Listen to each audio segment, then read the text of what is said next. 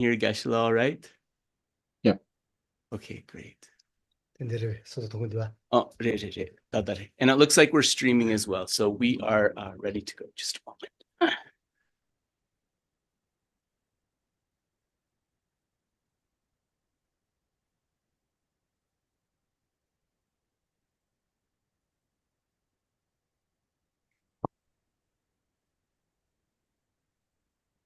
Okay, so hi everybody and welcome. Thank you so much for coming. So yeah, we've been having some tech challenges, but I think everything is sorted now. But if you have any problems, Geshe said, with either the sound or the picture, please just let us know right away. No need to be embarrassed. Yeah, yeah. And Geshe said, we'll have to keep a close eye because our TV setup is not working. So once again, I've brought my laptop in. So he said he can't see you clearly, but I can see you clearly because I have my glasses on. So if there's any problems, you should be able to tell.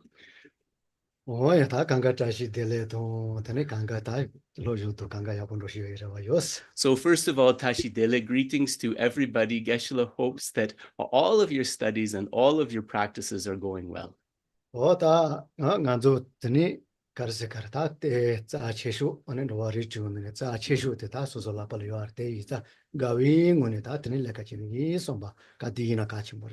thinking that out of the six types, we've been having some tech challenges, but I think so I am hearing my voice. Is everybody muted? Okay. Is everyone hearing me? I'm having a doubt. Is everything okay? All right. So Geshe said, okay, great. So Geshe said, out of the 6 different types of ascendant beings within samsara, the rebirth that we have now as a human is the very best for spiritual cultivation. And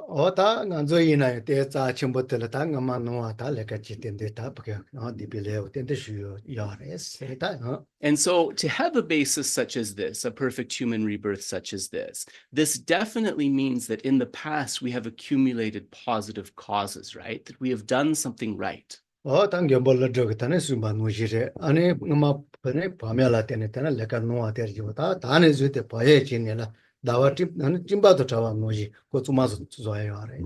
And also to remember that it's never too late to make the most of this opportunity. Arya Nagarjuna himself says that one who was formerly careless, who was formerly heedless, he or she can change themselves with heedfulness and mindfulness. And this is just like a moon, which is parted from the clouds, with the clouds cleared away. And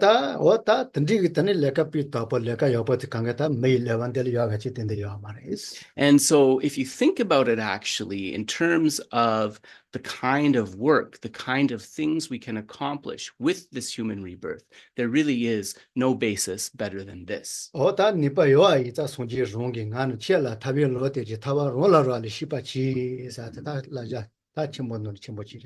And another advice too, remember that the Buddha said very clearly, I have pointed out the path to liberation and the stages that must be traversed, but it is you yourself who must actualize it, who must achieve that liberation.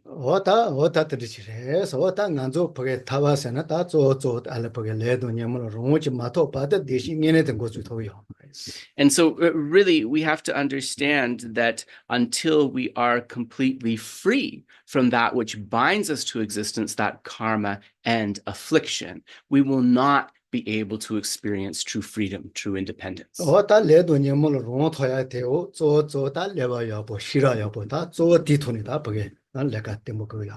how do we become parted from that karma and affliction? It is through using this good brain of ours, through using our intelligence and cultivating wisdom that we can become free of that. So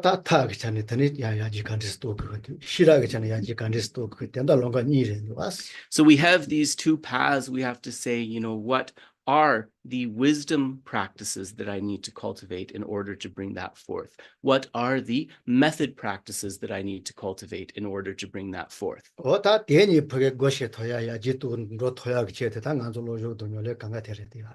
And in fact, it is for the purpose of kind of bringing forth that method and wisdom, that we do all of our study and all of our practice, right? It is for the purpose of bringing forth those two.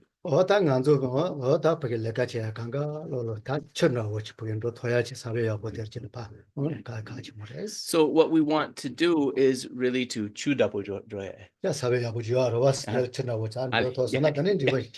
So we want to cultivate those practices which are like watering the positive seeds of our potential, of our basis that were just mentioned.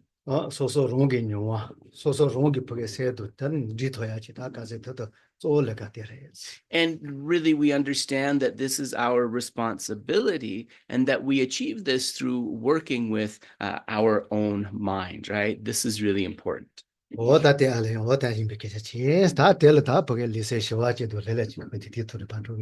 So we will begin by just taking a moment to settle our body and mind into a state of stillness, into a state of peace.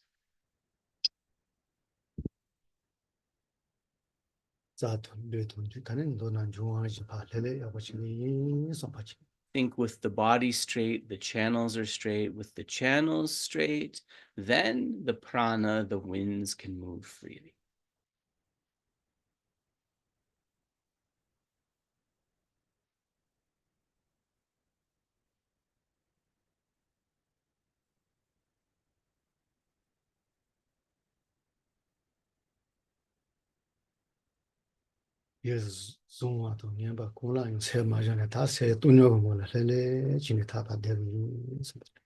In any sort of discursive thoughts we're having, especially any sort of unwholesome or stressful thoughts, just think I'm going to put those aside and try to tap into the mind's fundamental nature, which is equanimity.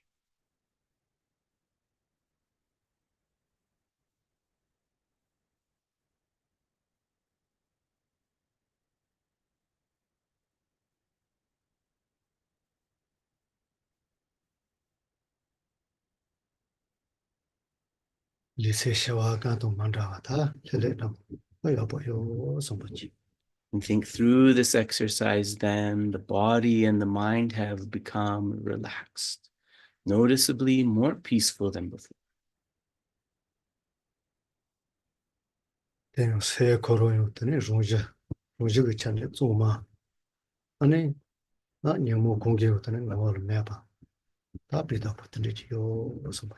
And as we touch this mind's fundamental nature, let us notice its clarity and its purity. The afflictions cover the mind, but when we tap into the mind's nature, we see that they are not part of the mind.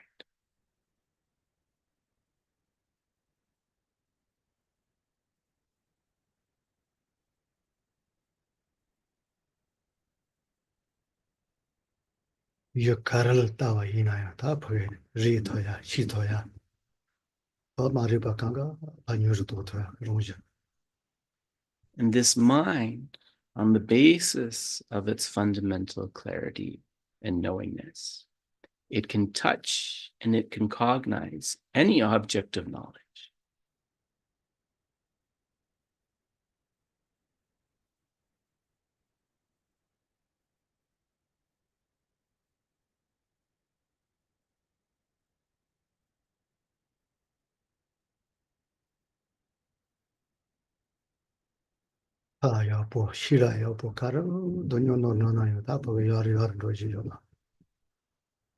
Because of these characteristics of the mind, whether we cultivate method, whether we cultivate wisdom, with effort, we can definitely bring those to perfection.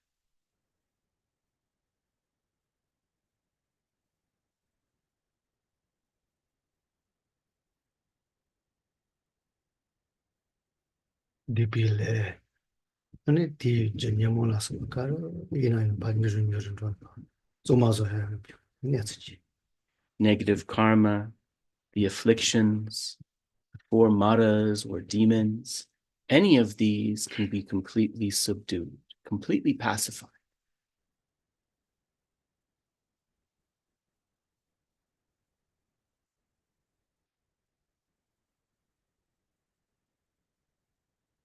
And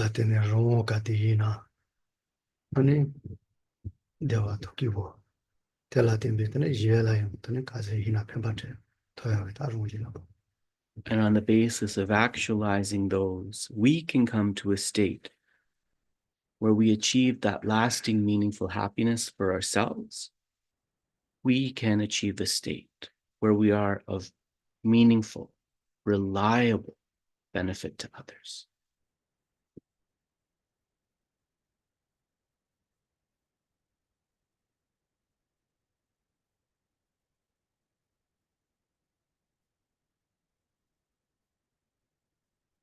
And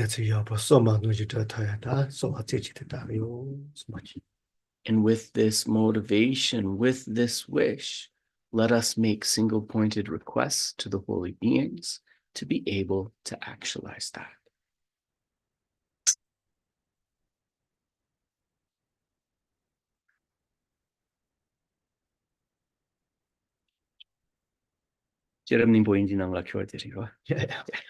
So we will be doing the Heart Sutra in English today, but we'll start with the praise to Shakyamuni Buddha. At a good pace, Geshe said. So let's do that at a good pace. Dönba chomdende dejin sheba jachomba yang daba zobe sanje reba dan shaksu denba dewa sheba shiden chemba chebu dobe kalo jorwa lada meba lada midamgi dönba sanje chomdende pe jawa shakya duba la chaze lo chede gyalzu ji dönba chomdende dejin sheba jachomba yang daba zobe sanje reba dan shaksu denba dewa sheba shiden chemba chebu dobe kalo jorwa lana meba lada midamgi dönba sanje chomdende pe jawa shakya duba la chaze lo chede gyalzu ji dönba chomdende deji cheba dachomba yang daba zobe sanje reba dan shaksu denba dewa sheba shiden chemba chebu dobe kalo jorwa lana meba lada midamgi dönba sanje chomdende pe jawa shakya duba la chaze lo chede gyalzu ji. So now we go to the praise of the perfection of wisdom, which we'll do in Tibetan, and then we'll do the Heart Sutra in English together. Mazanje me jara baru je maje miga namge ngobo ni sozo rangri yeshe je wa dusa jaye yomra chaser. I prostrate to the three noble, rare, sublime ones. Thus did I hear at one time the Bhagavan was dwelling on Massive Vulture's mountain in Rajagriha, together with a great community of monks and a great community of bodhisattvas. At that time, the Bhagavan was absorbed in the concentration on the categories of phenomena called profound perception. Also at that time, the Bodhisattva Mahasattva Arya Avalokiteshvara looked upon the very practice of the profound perfection of wisdom and beheld those five aggregates also as empty of inherent nature. Then, through the power of Buddha, the Venerable Shariputra said this to the Bodhisattva Mahasattva Arya Avalokiteshvara: how should any son of the lineage train who wishes to practice the activity of the profound perfection of wisdom? He said that, and the Bodhisattva Mahasattva Arya Avalokiteshvara said this to the Venerable Sharadvatiputra: Shariputra, any son of the lineage or daughter of the lineage who wishes to practice the activity of the profound perfection of wisdom should look upon it like this, correctly and repeatedly beholding those five aggregates also as empty of inherent nature. Form is empty, emptiness is form, emptiness is not other than form, form is also not other than emptiness. In the same way, feeling, discrimination, compositional factors, and consciousness are empty. Shariputra, likewise, all phenomena are emptiness, without characteristics, unproduced, unceased, stainless, not without stain, not deficient, not fulfilled. Shariputra, therefore, in emptiness there is no form, no feeling, no discrimination, no compositional factors, no consciousness, no eye, no ear, no nose, no tongue, no body, no mind, no visual form, no sound, no odor, no taste, no object of touch, and no phenomenon. There is no mind element, and so on up to and including, there is no eye element, and so on up to and including no mind element and no mental consciousness element. There is no ignorance, no extinction of ignorance, and so on up to and including no aging and death and no extinction of aging and death. Similarly, there is no suffering, origination, cessation, and path. There is no exalted wisdom, no attainment, and also no non-attainment. Shariputra, therefore, because there is no attainment, bodhisattvas rely on and dwell in the perfection of wisdom, the mind without obscuration and without fear. Having completely passed beyond error, they reach the endpoint of nirvana. All the Buddhas who dwell in the three times also manifestly, completely awaken to unsurpassable, perfect, complete enlightenment in reliance on the perfection of wisdom.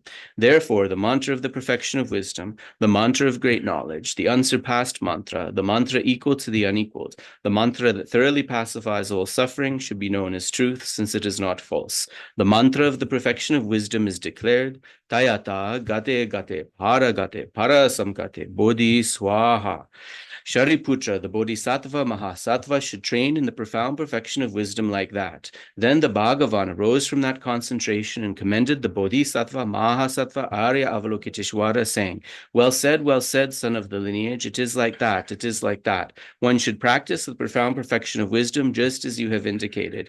Even the Tathagatas rejoice. The Bhagavan having thus spoken, the Venerable Sharadvati Putra, the Bodhisattva Mahasattva Arya Avalokiteshvara, and those surrounding in their entirety, along with the world of gods, humans, asuras, and gandharvas, were overjoyed and highly praised that spoken by the Bhagavan. So we'll do the prayer to the lion-faced dakini and mantra in Tibetan. Kala jubi nesho damba ne ngenje zuju ngawe tuto je nubaba maye bushin je nesun kanto zula jaze lo akat samara samara pe akat samara pe.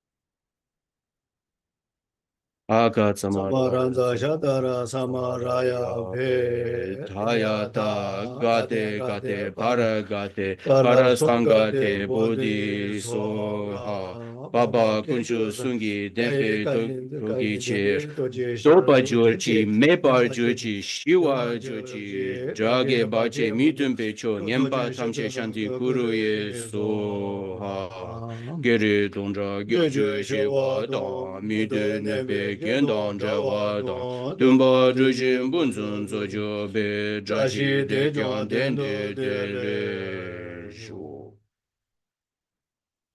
So we'll do short mandala and refuge and bodhicitta. So ji puji ji me do zhong ri ra lin je ni de gen ba de zang ge jin de me de bo wa ge zhe ge na da jin la je ba shu yi dam gu ratna mendala ka ya ta ya. Sonje Chidon sogi chenam la chanche bardo dani kyabzu chi tagi chenyen gibe sunam gi drola bencher sangye dropa sho. Chidon sogi chenam la chanche bardo dani kyabzu chi tagi chenyen gibe sunam gi drola bencher sangye dropa sho. Chedan sogi chenam la jangche bardo dani kyabzu chi tagi chenyen gibe sunam gi drola bencher sangye dropa sho.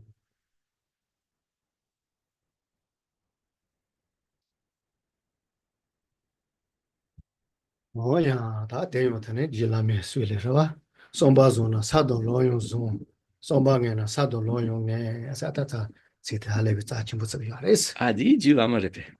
So 네네 that 라마 송카파 ale je lama, sorry. Sorry. Geshe said J Lama, which is Lord Lama, but I heard Ju Lama, which is Uttara Tantra Shastra. So I asked him, but yes, it is Je Lama, Lord Lama Tsongkhapa, who says that when one's thought or intention is a pure and good, then the paths and grounds which one travels are pure and good. 어땅으로서 니까 니마니 니마 다와린다 왔다 그거 그런 것을 기고 그거요나다 손바좀 버스 보게 셀요나 가디나다 시기 과 같이 뭐 말해 소소 가디나 기고레스. So really from day to day, from month to month, if we are somebody who wishes for happiness, then the best way to ensure this is actually by bringing forth this mind of loving kindness. 어다 소소로 좀 선방년 바치다 가르먹이 가르치는데 롬보치가 논내가 논론자 대화 이나였더니 가디나 기고지 요 말했습니다. If your mind, on the other hand, is kind of continuously preoccupied with unwholesome thoughts, even if you are living in a palace made of gold and precious jewels, you will not be happy. 어다 드릴 따와 이나 저 기본용도 많이 생각할 실로 제레만도 와서 놀로 제마다 때 그거 다시 하고요 알시워레스. And in fact, this principle is easy to understand if we look at our own experience. We can at least develop a basic understanding that our happiness really is not something that is principally tied to the outer conditions. In fact, it is more related to the inner conditions. 어다 델타와 이나 소바 좀보 포게 다시 좀바도 니지트 그로 체 들어와 체 다시 바지 로토바 이나 되는 대시 타도 들어토그리 못토그리 해야 되고 거르보게 제시 원도와스. And we can see, based upon our own experience, when we cultivate a little of those wholesome minds, how the mind of loving kindness, how great love, great compassion, and so forth, if these minds are perfected, then it makes sense that if in their small state they can bring us a little bit of happiness, in their perfected, complete state, they can bring us final, lasting happiness. 어땅간주 가디난 것도 뭐네 백글로 가쳐버려 글로 가쳐버려 사대 델타와 이나 거 제시 오요 번다고 싶도와스. And so that is also why it is so emphasized at the beginning, right, to develop that motivation, to pay attention to our motivation. That's part of why that's important. 다왔다 누가도 다 그렇게 이나나 다 대화 침벌은 런데케지 이나는 다 존주지세 대미나 인지민이 누가 이렇게 가슬리나 기고그요 아이자 그런건 내가 좀바도 니지도 그게 자치 뭐지요나 다 뒤고 그런 지가 만들어진 거라스. So of course, if we are a Mahayana practitioner, we are trying to bring forth this realization of bodhicitta, and then we should know why, from a path perspective, loving kindness is important. But even if we are not a Mahayana practitioner or even a Buddhist, we still need to cultivate loving kindness and its vast expressions of love and compassion as a means of being a good person, as a means of achieving everyday happiness. This is very clear. 된도 대실 아니 야 내가 시키게 세년 바르지 바토마속에 다 강같이 바래야. Because in fact, whether we're Buddhist or not, Mahayana or not, all of us are concerned about being able to eliminate those minds, those ways of thinking that harm our happiness, aren't we? 제세 뭐시에게 리파 뭐시에게요 말에 제세 가르래 소설 대시 템보치고도 와스 강에 강가 그것만도 와 제세 테레스. And so, you know, there's many reasonings, some of which we've explored, but ultimately we don't need to make it complicated, right? We need to be kind to others, because that is the foundation of our own happiness, simply stated. So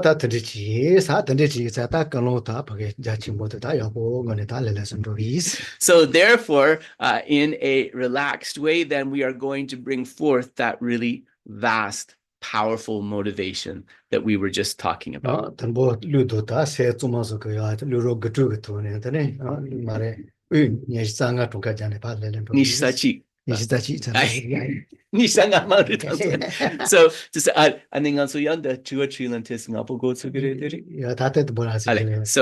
so Geshe said that just to kind of prepare our mind for bringing forth this motivation, He wants us to count to 25 breaths. I was just teasing Geshe. I said, usually it's 21, and even that's stressful for people. So he said, okay, 21. But if you want to aim high, aim for 25. Just try to keep your mind on the rising and falling of the breath without wandering. Yenda kara lena se koro tishulu mandawa je, zo chung kara wol shalandos, nolo les, te temaji, ni chung kachana. So we want to do this in a focused way, right? Without so many thoughts going all over the place in the background. So one way you can sort of kind of subdue the mind so that it can do that is you can think, breathing out, I'm aware I'm breathing out.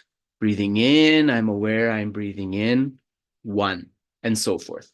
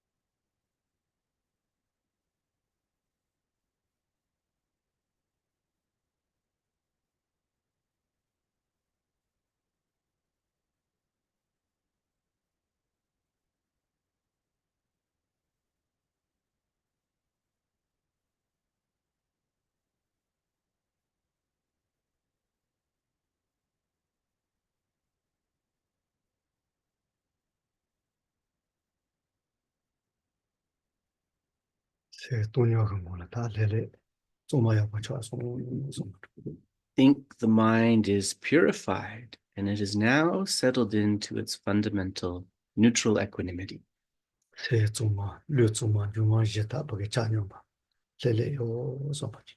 The mind is calm, the winds are purified, the four elements are in balance.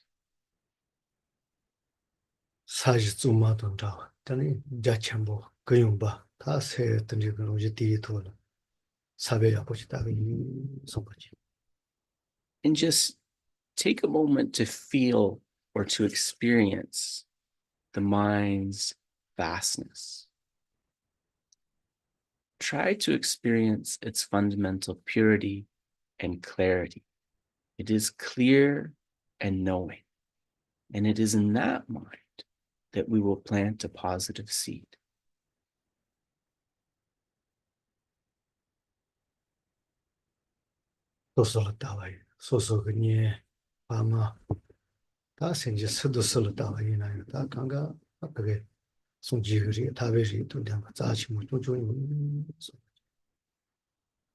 Think that just as my mind has these qualities and the potential for enlightenment, those beings that are close to me, those that I don't know, those that seem far away or difficult, all of them possess these exact same potentialities. Therefore, we are essentially the same and experience feeling of close connection with those beings.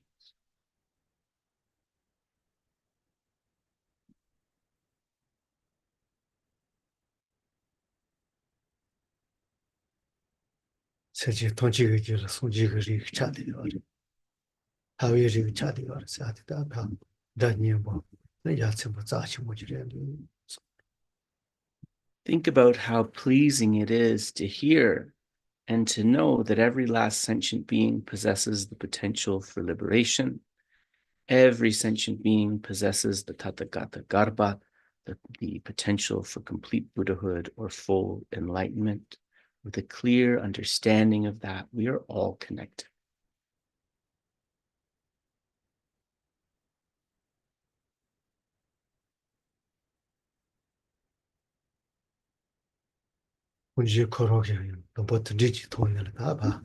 Then say Jachir Donella. Says Kangi, Deshi attend the Soji Komotos, Marosina, the Nojichi Patato.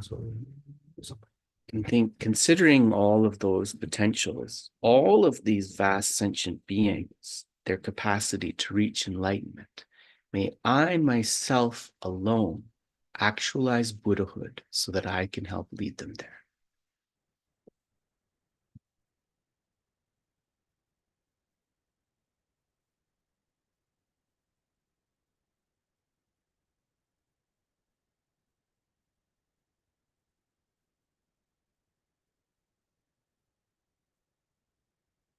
She, Mongi, Kanga, Soso Tsudeo, or that then they pay. Apochena dot over. I have all of the inner potentials, all of the outer conditions that I need to actualize this. I definitely can achieve enlightenment for the benefit of all beings.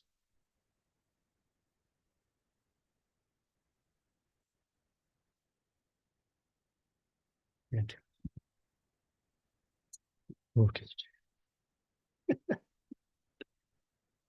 That can only deliver because I said, what else when you Corona, Tombonga Rosodonda, that cheaper, what that any that, Ropayobo, what that the Latinata you are doing the choice was. So, also, as we aim for that great goal, really important to remember something about the Buddha, which is that the Buddha did not start out enlightened. He started out as an ordinary human being, just like us. And then through meeting good friends, wise advisors with some determination, he reached enlightenment. Jawashamba to Coroni Sonsol Pinjache, and what that and the Chinacon watching Boche, and Sonju just said, Yella, Jawashamba Topane. Sonji Salas Sonji Yella Pavaris, and you will lodge but the And also to think about the connections between these various holy beings. It is said that Shakyamuni Buddha and Maitreya, before their enlightenment, they were often born knowing each other, sometimes even as siblings, as brothers. And it is said that Maitreya was actually able to realize bodhicitta first, whereas it was Shakyamuni Buddha who was able to actualize full enlightenment first.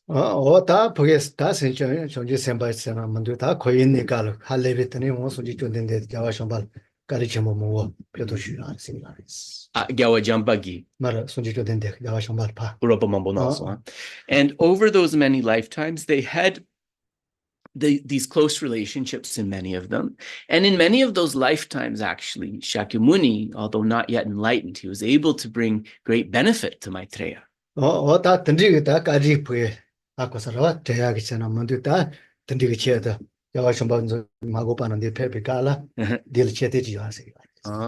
And so, if you look at the iconography, we actually have a nice image of Maitreya here, but I'm not going to get up and move the camera around. If you look at the iconography of Maitreya, you'll notice that many of the statues, Maitreya has a stupa right on his crown, kind of nestled in his hair on his crown. This represents the kindness of Shakyamuni Buddha.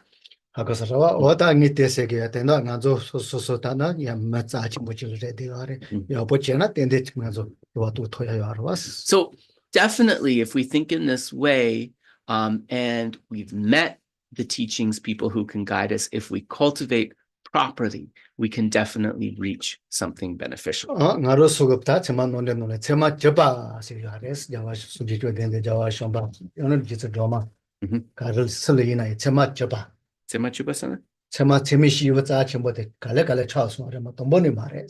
And so in the Sema Namje, so the Pramanavartika, the treatise on valid cognition, it explains very clearly that these holy beings, such as Venerable Tara, such as Maitreya, such as Buddha Shakyamuni, their enlightenment was something that happened gradually over time. None of them was born as an enlightened being. So that's really important to remember.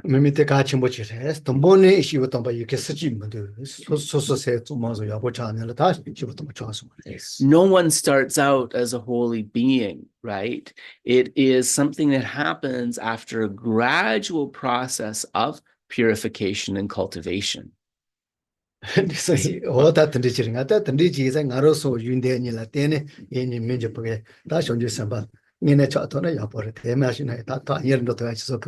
So as we listen to the commentaries on our two texts during this series, think that even if I can't realize bodhicitta in this lifetime, at least I want to become closer to becoming a bodhisattva. Just think, at minimum, may I hear and contemplate this so I can become closer to becoming a bodhisattva.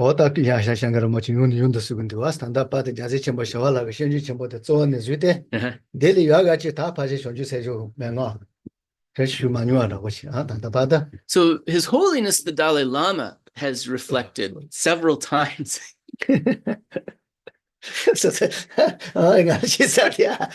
So His Holiness the Dalai Lama has reflected several times that it is through keeping the instructions of the Bodhisattvacaryāvatāra closer to his heart that he was able to come closer to bodhicitta. And in fact, there is no treatise with superior instructions than the Bodhisattvacaryāvatāra for bringing forth bodhicitta. You know, he's really seen that through his own experience, right?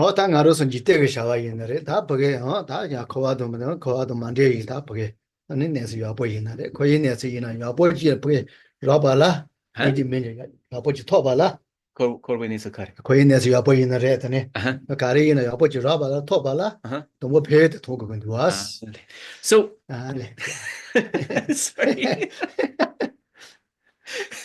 Just one of those days. Okay, so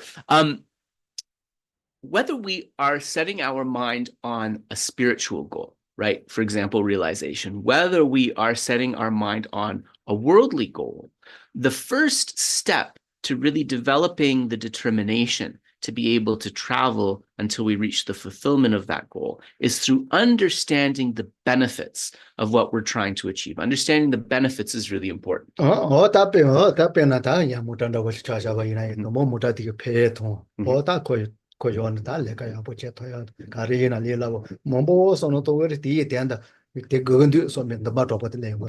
So it's just like, for example, if you need a new car and you're looking at different models and you see the model that seems to kind of be able to get you where you need to go.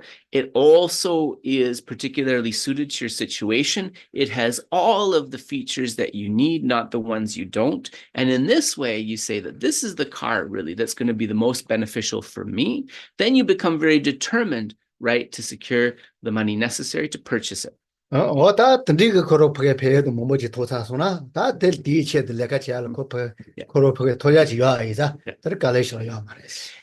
when you have in mind, right, that you're going to be able, that goal of getting that car that you need is something that is achievable, then it will become very easy, you know, to work the necessary number of hours to secure the money to be able to purchase it, because you have that goal in mind, right? The effort necessary doesn't seem so arduous.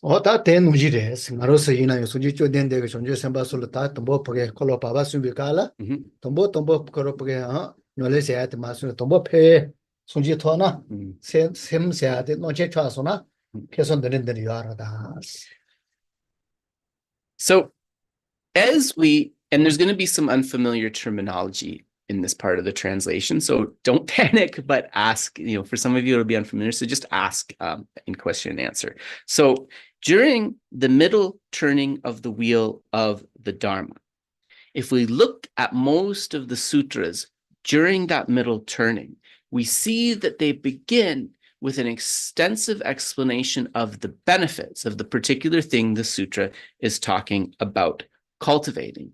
Also, how those instructions bring one from the state of an ordinary mind to being an exalted knower in all aspects. So that's namkyen, exalted knower in all aspects.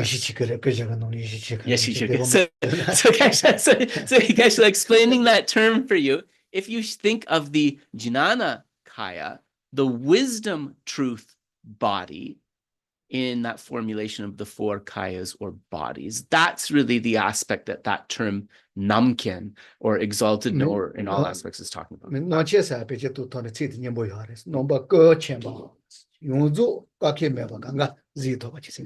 So exalted knower in all aspects, Geshe said, it just means that kind of sheparebe, It's that 좀 내가 sometimes you wish you didn't ask a question. So it is so it is a mind. It is a mind that sees all, that can know everything in all of its aspects, right? That's what that term namken sort of points to. It's also known in all aspects. Yeah. So it would be like Geshe holding that plant in front of him.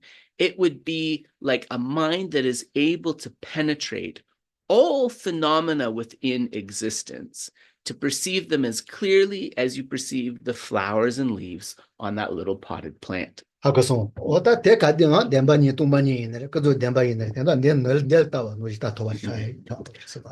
only that, but remember, every object also its aspects or isolates of the relative and ultimate truth, to be able to see those together. When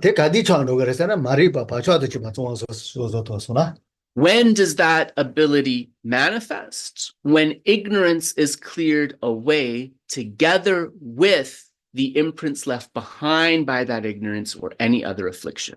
And then in one moment, with one mind, all of that can be penetrated. And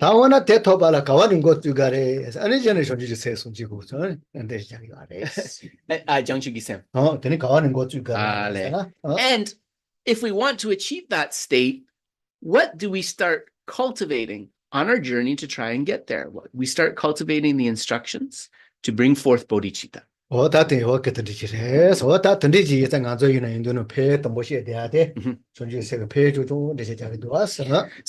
is why this first chapter in the text of the Bodhisattvacaryāvatāra is an exhaustive discussion of these benefits of the awakening mind, as Batchelor translates, or bodhicitta.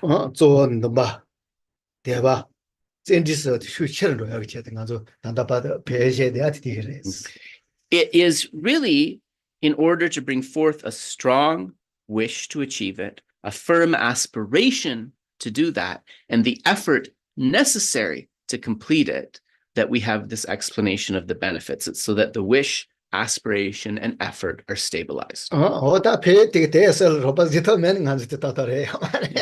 So this is another thing, like we need to know what this discussion of the benefits is trying to do. If understanding the benefits doesn't help bolster our wish, aspiration, or effort, then something's missing, right? And keep in mind, this effort is joyous effort. That means that it's not toil, it is effort or work that one does joyfully. Yeah,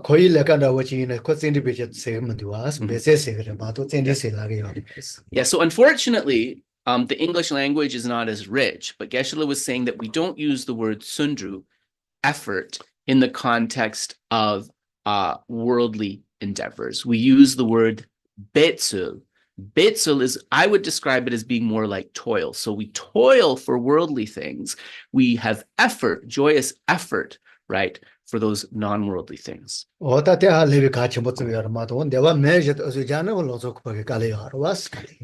this is so important, because if this spiritual cultivation becomes something that you think you have to toil at without really wanting to, not sustainable. So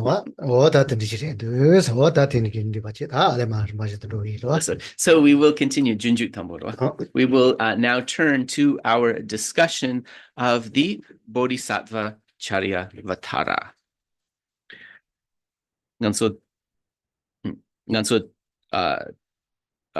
Sangi denso chuba puya da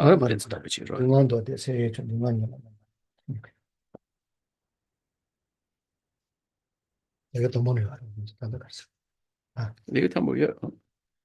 Nie tak das ist so. Yeah.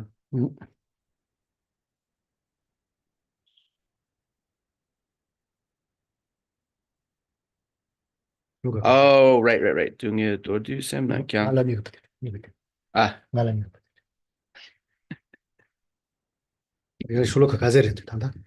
It's good. Lots of So we're just figuring out where we are. Dedun Dungan de se chu dungan la mi ba. Dewa Dokyan Mimupe Rangi Dewa Data. Radha Jom. Yes. Okay, sorry. So we are on verse 28, page 4, verse number 28. Azere. Nishsaje. Shloka. Rebe. Yep. Dewa di Dranang Yep. So we are on verse number 28. So this is on page 4 in chapter 1. Ngalorwa. So Geshe will be.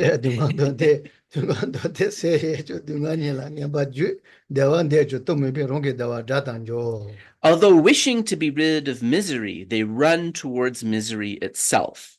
Although wishing to have happiness, like an enemy, they ignorantly destroy it. So this particular verse is actually kind of aimed at helping to get rid of a doubt or a misunderstanding.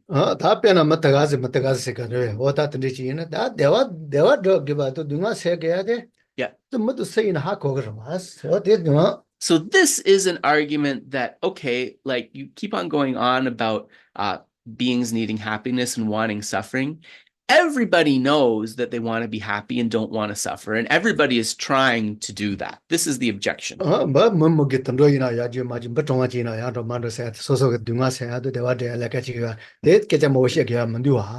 if we observe animals, even the tiniest ant that is running back and forth, we see that it is trying to accumulate causes of happiness and trying to avoid suffering and danger. So, like, why are you saying that this is a profound point? So maybe a story to tell here if there is time. Yeah, so Geshe said that So Geshe said that because the Q&A has been going on for so long each session, I think last session we were like over an hour and 20 minutes in Q&A. And Geshe knows that this is the Thanksgiving weekend in Canada. I know the US is in November, but in Canada it's the Thanksgiving weekend. So a lot of people have family responsibilities that they take care of, but he doesn't want to deprive you of the opportunity to ask questions. So we might end the actual class about 10 minutes later so we can have a longer Q&A.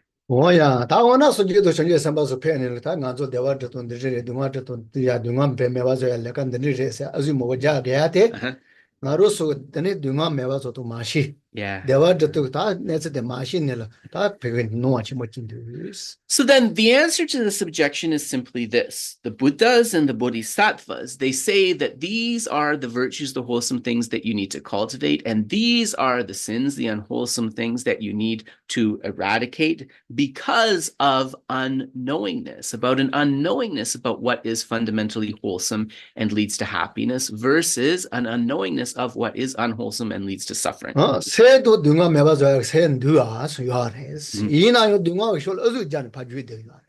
So this is the kind of paradox of sentient beings, that they want to avoid suffering, but yet they destroy the causes of happiness and run towards suffering because of their actions. So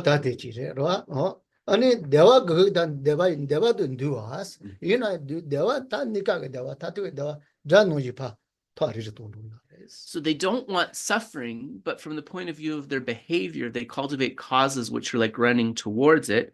And similarly, they want to meet with both temporary and lasting happiness, but they destroy those causes of it as if it were enemies.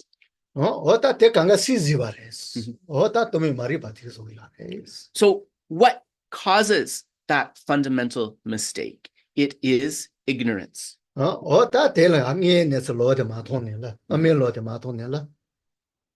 not being able to perceive the way things really are, not being able to understand the middle way, it causes all of those mistakes.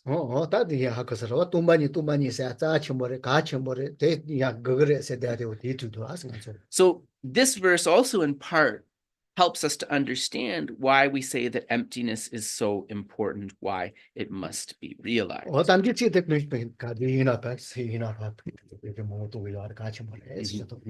And so, in fact, this particular verse, number 28, is one that you will hear quoted a lot by different teachers. It's considered a very important verse. 공시 대의 품바도 등화모대 대다라 대화 근지 첨바도 등화 토제 제지 도미주는 세세바 대동 대가 개주 갈라에 텐지시주 갈라에 세노 텐다고 갈라요. So verses 28 and 29, although wishing to be rid of misery, they run towards misery itself. Although wishing to have happiness like an enemy, they ignorantly destroy it. Sorry, that's already done. For those who are deprived of happiness and burdened with many sorrows, it satisfies them with joy, dispels all suffering, and clears away confusion. Where is there a comparable virtue? Where is there even such a friend? Where is there merit similar to this? 현주지세 전바도 이제 자와집에 현주지세세 대야 되가 다 이야와 매번 용주로 버게 강에서야지 용주로 대와 제가 버게 손세 세야 보시는도 was. So the bodhicitta rooted with love and compassion, without prejudice, without a difficulty, it is able to identify and destroy those causes of suffering and able to lead one closer to happiness. It is the supreme friend. 다 던지지 버게냐 레카치냐 셀지냐와 이나 세노텔치가 가리 가와요. 대와 텔토시가 간디지요. So if one keeps this friend in mind, then what more powerful way to accumulate virtue is there than this? What more unfathomable merit could be accumulated than through this? Yeah.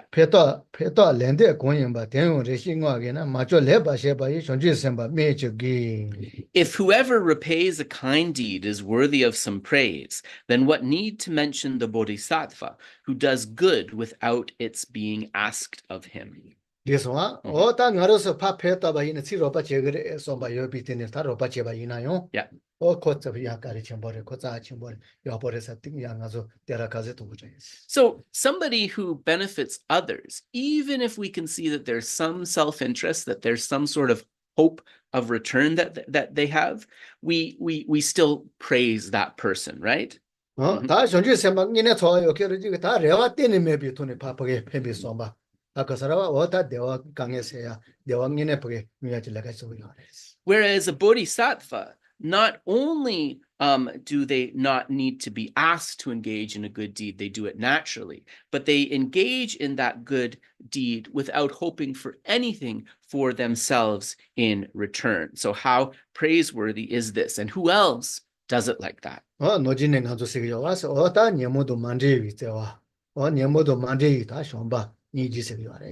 So also it's to kind of differentiate on the intention level, right? That we talk about compassion and love untainted by attachment, that we talk about a mind of empathy untainted by prejudice. Right?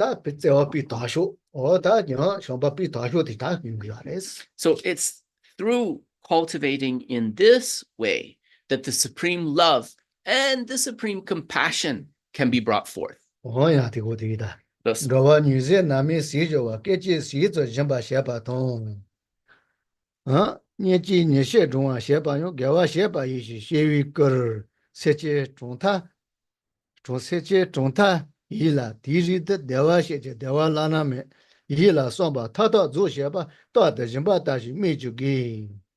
nganso kawadu, nganso tukdaswa, nganso tambodi rua michik kalatets tena nima sheka konso grana di chik rua ane dene jenda di dejin chepa dinso dewa di.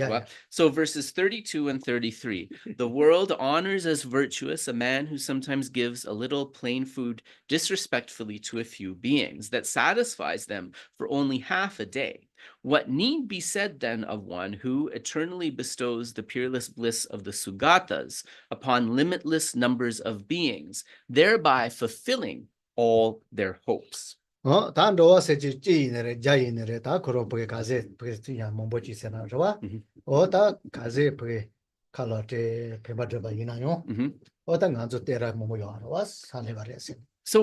we see it as really, because we don't expect it, right? We see it as really exceptional if a person gives food or somehow protects or benefits 10 people or even 100 people for a fixed period of time. This one, what that did you let up get there? You are a pay you attend you are what and yoga, you know? That's what you simple so that pits a tire, but no got on down. Tell me about your tennis, so you are that day, can't you see? So if we praise them for that, relatively limited positive action, then how unfathomable is it that bodhisattvas continuously, without break, work for the sky-like, space-like, limitless sentient beings continuously? Oh, that they were Lanameba, they were Tashamba. I was what that nearly up again, so that you are that paper to the Chabati. Not only that, but with the intention not just to provide them that minor happiness, but to lead them to the inexpressible happiness, that lasting, complete happiness. What greater merit is there than that? Oh, didn't you watch it? Tendi, Jazzy, Tosoma. Yeah. Oh, it's a dollar. Cutting a session was here, but then a session, Tonjikawan and Yawa Nipanji to be sued. The Buddha has said that whoever hears an evil thought against a benefactor, such as that bodhisattva, will remain in hell for as many eons as there were evil thoughts. Oh, that is that our course on certain dig pit up what you are. Since you do the tap, get Yawa pit up at the Nijiar that day. So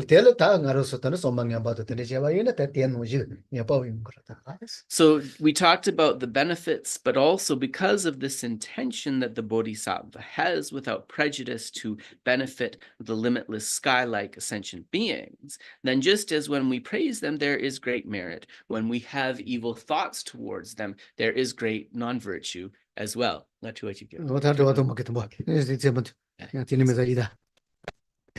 Deva Gori Bagi. Ede Conshi Ira Tonshana, Te Indigo, Te Lababe, Jasinola, Tonga Chimbicho, Dipamanju, Gawangongi Per. But if a virtuous attitude should arise in that regard, its fruits will multiply far more than that. When bodhisattvas greatly suffer, they generate no negativity. Instead, their virtues naturally increase. Oh, that Tandiji Korosu, that's on the pit of a cell at the Nigga Pagetian. Say you should Korosu Nadia, is that? Yeah. Oh, that Agil Tapagate, what the Nisha Inayo, Gawat, Soso Gawat, Tapa, Lavano Yapen of days. So this means that because yeah, I misunderstood. She was Korosu Tandis on the about you are was. Oh, Johnson Batosola. Yeah. That Agil Sombang Mamma Sheva, Tevago, Tanijaina, Maroso Tagawa, you are in the Pendro. Oh, okay. So then we understand that because of those supreme qualities, if we generate an attitude of faith or respect to the bodhisattvas, the fruits of the virtue of the positivity that we accumulate will be greatly multiplied. Di tugi nupala tenira wachi. Ta te peninsula pachunga tani pa tani sombangamba. Sombangamba tandiga. Yeah. So this is really a verse that is helping us to bring forth a respectful attitude and also to make the determination that, I will not bring forth disrespect towards the bodhisattvas. And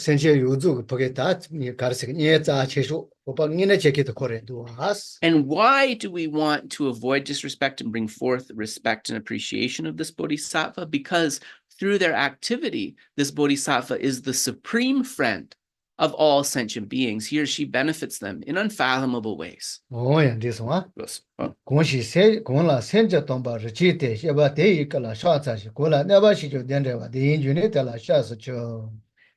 Tamadirwa. So now the final verse of this chapter, number 36. I bow down to the body of him in whom the sacred precious mind is born. I seek refuge in that source of joy who brings to happiness even those who harm him. Yeah.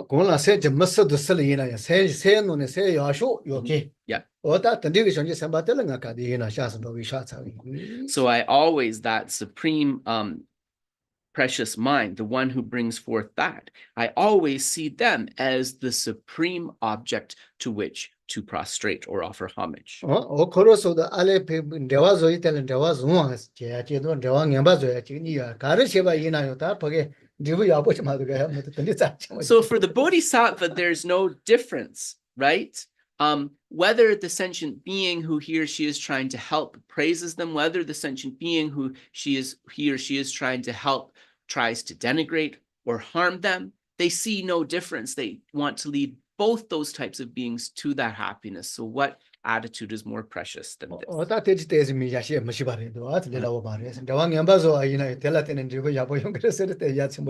Yeah. Ale, nyawa drogeresti. So Geshe said, and for this reason, because of the power of the object of this bodhisattva, there are some arguments that even sometimes a negative connection with a bodhisattva is better than none at all. Yeah.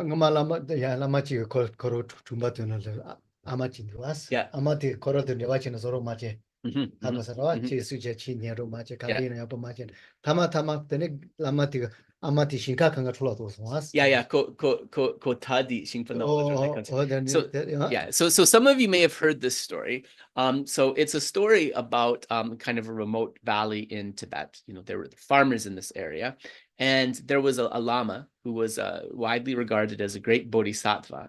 But there was one particular woman in the region who never kind of paid the lama any mind, didn't want to kind of draw near to him, never attended his teachings or even spoke to him. And so the lama, he tried different things to kind of spark an interest, really worried about not being able to connect with her. So finally, he took his horse into her fields, and the horse kind of trampled her crops. So we can see, the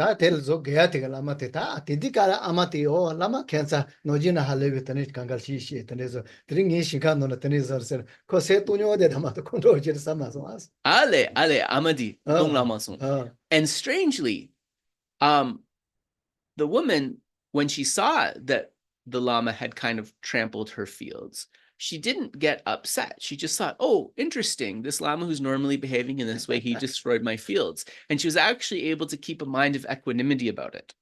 And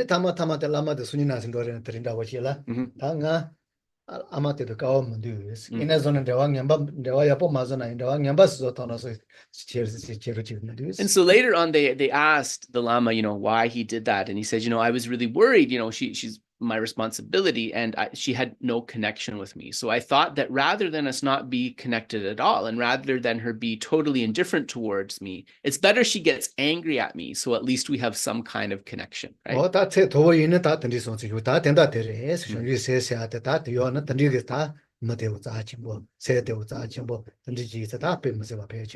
So we can see, the Bodhisattva so wanting to connect with sentient beings, and hopefully through this chapter, seeing how precious of a being a Bodhisattva is, and also understanding, conjoined with that, right, what a precious mind bodhicitta is.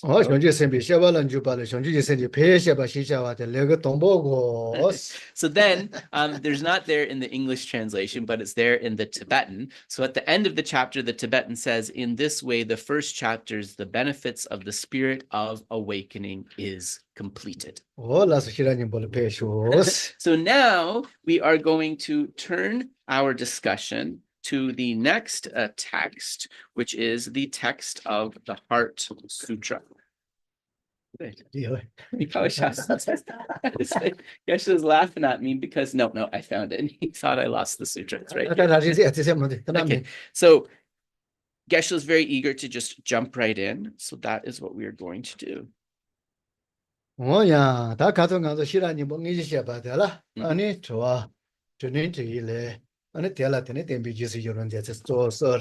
So we spoke a little bit about the Heart Sutra in terms of kind of how the Heart Sutra is kind of divided. So we know that there is a question, an answer, and then a rejoicing, right? Those are the three kind of basic outlines. And we know that the question is posed by Shariputra to Arya Avalokiteshvara. 샤리프가 저와 저기 깔은 이내서는 시간이 뭐 다른 리니 뭐 좋았어. Mhm. 저와 코로나라 리즈포도 리즈포모 니가요. Yeah, yeah, 다 레르도 니가요 알았어. 그만이다. yeah. Rigipu mo. 저와 놀아요. 니가요 봐 시간이 뭐 지용 거 알았어. Yeah, yeah. 저와 놀아 보모 매봐 시간이 뭐 지용 거 좋았어. And an interesting thing here, it talks about noble son or daughter of the lineage in the question that Shariputra poses. Geshe is saying that in some Tibetan versions of the sutra, it specifies how should any noble son or daughter of the lineage. In some, it just says how should any son of the lineage. Kashe pumatok mandurwa. 저와 놀아 레르 니가요 알았어. Yeah, yeah.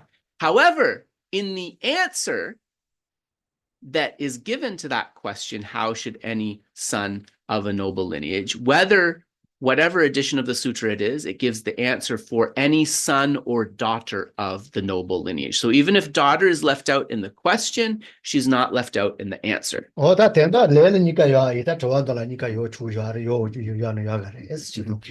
Geshe-la's feeling is because the answer says son and daughter, that the question should also say son and daughter. So he prefers that translation. 다르야. 야 리즈포도. 어느 리즈포 뭐 대다기. 사모 뚱반이를 라바 이나다. 간디세는 라 그거래. 저와 되래. So the essence of the question is basically like, so any son or daughter of the lineage, right? If they want to understand profound emptiness, how should they understand that profound emptiness? We can understand that as the gist of what's being said. 달레 때라 렌도테 돈도템 바도 레 지바셔바 니하래. And then the answers proposed to this question are two, a shorter answer and a vaster answer. 다 렌도테 되이다.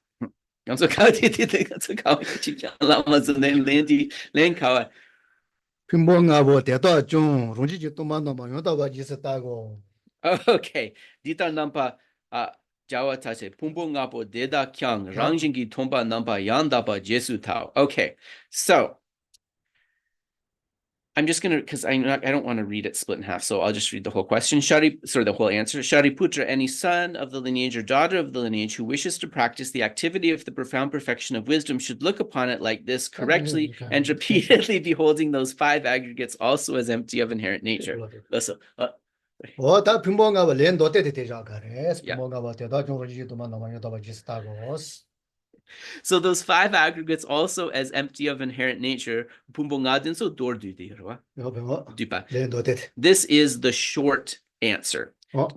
다 렌도테 리라고 말다. 핀봉하고 대도 좀 Yes, yep. 아까서라. 다 뒤노라. 데콘 자도 제가노네. 자도 숨. Jadang Sum, right? 데콘 자도 숨. Yep. 아니 로지지 매바다 마세. 핀봉하고 대용 로지지 매바다 그래. So we talked about how in this state of profound absorption, there were 108 kind of lack of natural existences that were understood. So this word also as empty of inherent nature, the also Geshe says it's indicating the 103 things that are penetrated as lacking inherent existence, plus the five aggregates. That takes us to a total of 108. This one? Yes. Yeah. Geshe and I spent a long time counting a list this morning.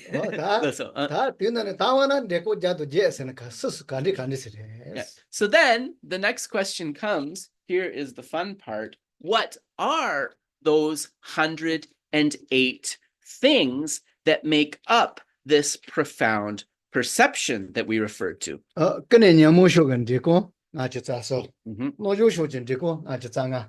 They can be divided into two categories. The first category relates to the afflicted class of phenomena for a total of 53.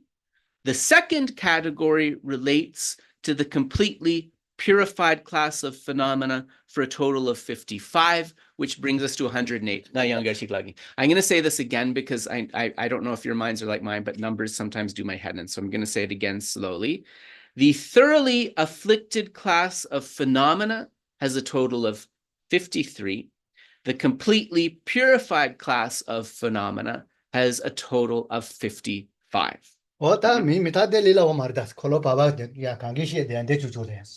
And in fact, the middle turning of the wheel is very much related to the subject matter that is enumerated here. So it's not easy to understand, but it's very important. So 108 things that are empty of inherent existence. And so this is talking about the basis of emptiness in a way.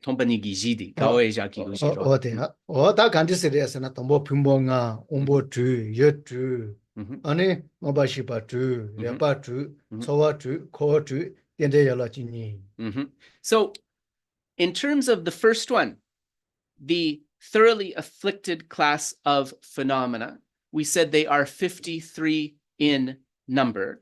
So I will go through these twice.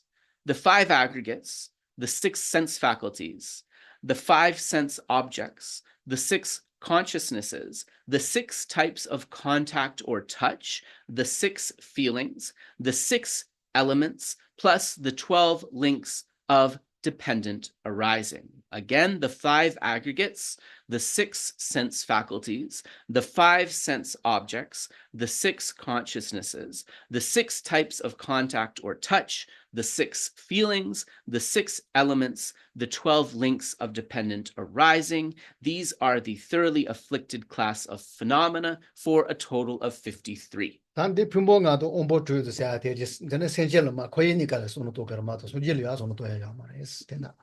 Younger Sonam? Yep. So just to be clear, when we talk about the 5 aggregates and the 6 sense faculties, these are in relation to a being that is inhabiting samsara. And they may come then so No, okay. Within this list, the 5 aggregates are mentioned first. And within the 5 aggregates, the aggregate of form is the first one in the list.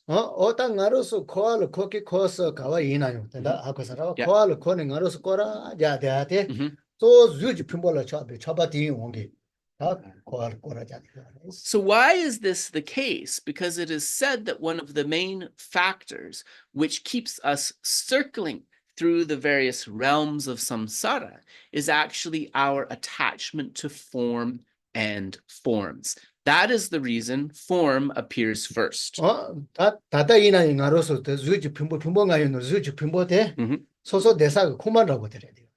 And we can think of the form aggregate as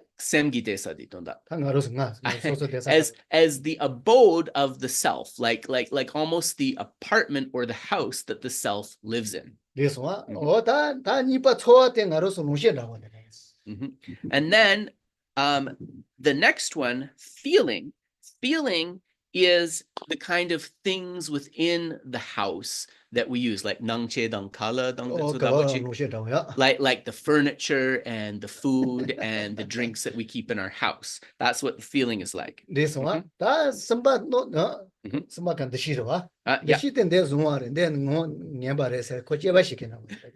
Discrimination is being in the house and saying, that's nice. That isn't so nice. That's good. That's bad. That's the discrimination. Compositional factors are like the activities or the work that we do in the house. Consciousness is the experience of all of that, but especially the experiencer of the feelings. Again? Yeah.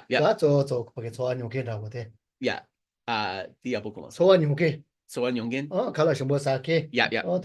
So the one who is eating, the one who's experiencing the feelings, the one who is discriminating, this is related mostly to the fifth of these, the experiencer, which is the consciousness, which is the last in this list. 나로서 대응아이 토네를 보게 하고 살아와 저는 자동과 도 하고 살아 대응알 자동과 마토는 거와 대응알 자동과 도서나 다 거와리 타와 모토야 고추기 안에. So if we can separate these five aggregates from attachment and aversion, from those reactive states of attachment and aversion, we will be on the path to liberation. If we are not able to separate those from attachment and aversion, we will remain perpetuating, circling within samsara, within cyclic existence. 다 대응알 빈이네 저도 보게 내바시 도끼과 도끼 가르소노 돈이 연결해서는 대응아이 로좀 매봐. 소스지 매나 다 매봐 이자 다 대해서 So what can help us separate these five from attachment and aversion? The knowledge, the understanding that these five do not exist in the way that they appear. They lack inherent existence. 다원은 노주쇼진 되고 아주 장한테만 디디슬라게 해서 오소소소 달다 추러왔어. So now Geshe wants to take the conversation to the other half. So that's the list of 53 afflicted class of phenomena. Now we're in the completely purified class of phenomenon for a total of 55. 다내 노주쇼 그러와. 이게 뭐쇼. 나 노주쇼 시비로 바로 대신 맞죠. So the first within this list is path of conduct, the 6 perfections. So that's a total of 6. 돈이 쪼지. And then the path of view, the 18 emptinesses. That adds up to 24. Yeah, and we had actually ahead of him. It's a very interesting breakfast trying to count all of these. Yeah. Yes. And yes. And then on top of this, you have the 7 categories, which brings us to a total of 31. So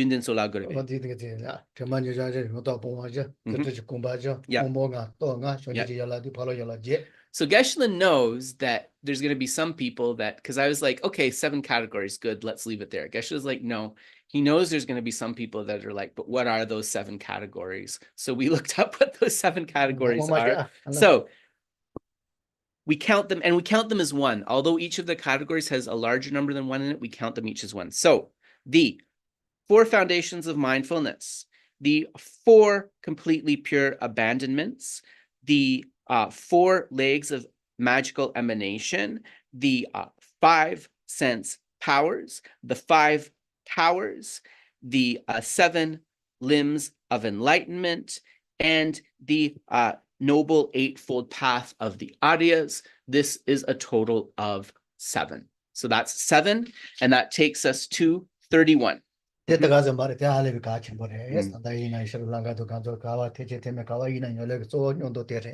Geshe is saying that these 7 categories of the path of the completely purified class are very important for you to understand, because if you understand this, you will see how whether it is Theravada, whether it is Mahayana, these are all the Buddha's teaching, and they have the same basic building blocks. So very important for that reason.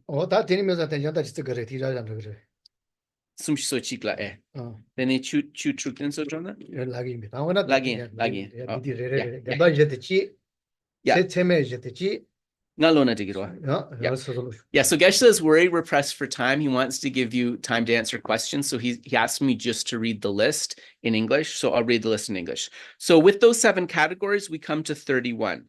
The next thing that I'm going to read out, of which there's a total of 16, we count each of those as 1, even though they have multiples in them. So the 4 Arya truths of the path of calm abiding, 1. The 4 concentrations, 1. The 4 immeasurables, 1. The 4 formless absorptions, 1. The 8 liberations, 1. The 6 progressive absorptions, 1. The 4 doors of liberation, 1. The supreme path concentration of clairvoyance, 1. The gateway of Adharanis, 1. The resultant 10 powers, 1. The 4 fearlessnesses, 1. The 4 reasonings, 1. Then love, compassion, and the unique qualities of a Buddha. This brings us to a total of 16, which brings us to 47.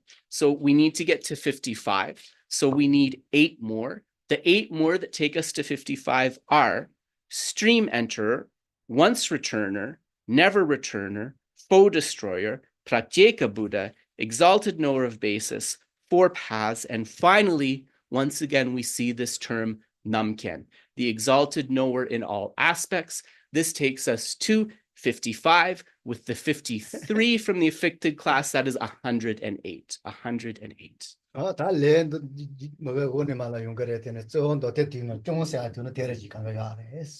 Yeah.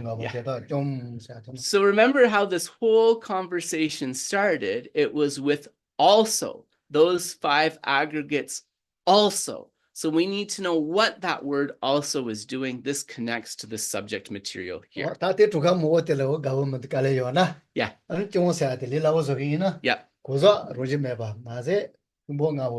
Yeah. So if this does your head in, Geshe said, and you don't like doing all of this counting, then there's another way to easily enumerate the profound perception which is happening, which is the emptiness of the 5 aggregates plus the emptiness of the beings. So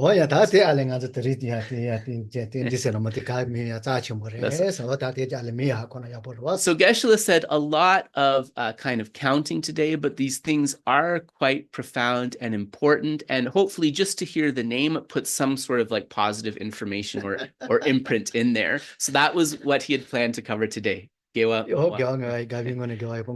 with a happy mind, let us dedicate the virtues, and then we will go to question and answers. So we'll do a very short dedication today.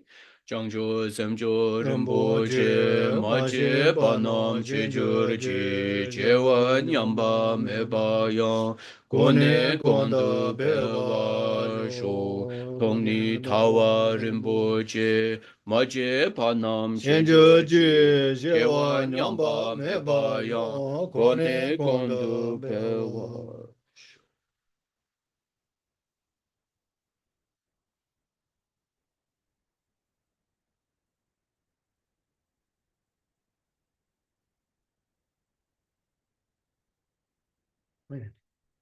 So we will pause there.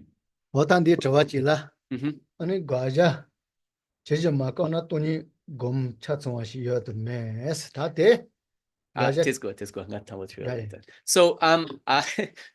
as for those of you who like the diehards who were there until the end of the class last time, you will know that B was asking some very precise questions. So she was kind enough to send me in an email the ones that she thought that like maybe we didn't fully cover. So I'm going to read those out to you.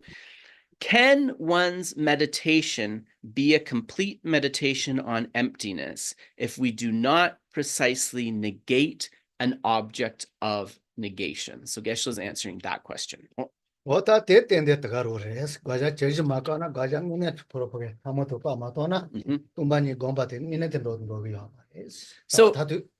Geshe said that if we look at this from the point of view of the final view that we are trying to realize, yes, this points to something correct, which is that if the meditation on emptiness does not allow us to negate the object of negation, not just the coarse aspect of that object of negation, but also its subtle aspect, it cannot be considered a complete meditation on emptiness.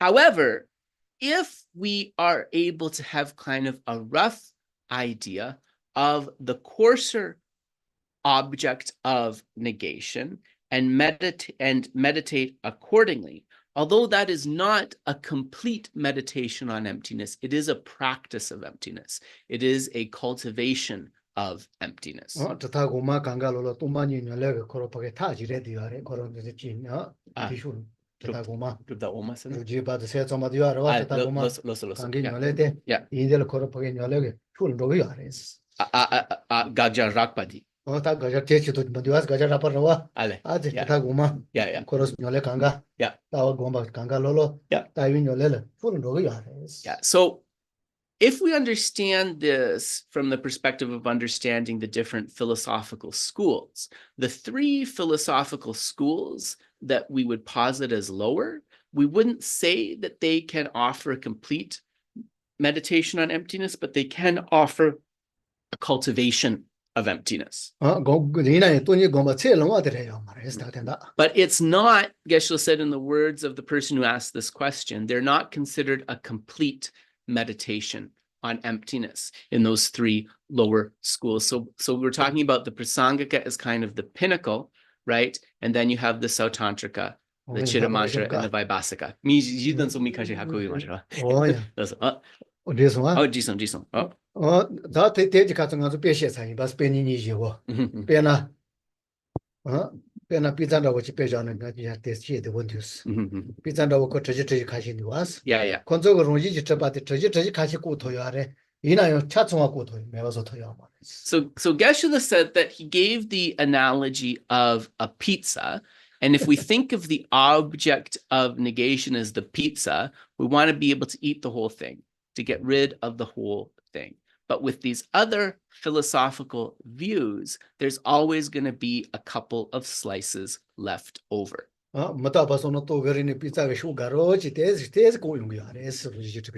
Even again. Yeah.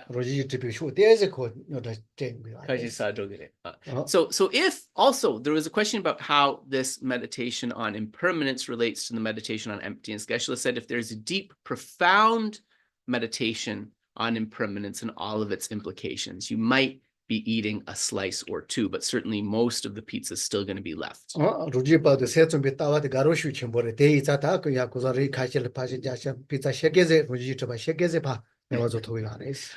Sautantrika, the Majjhimika Sautantrika, right?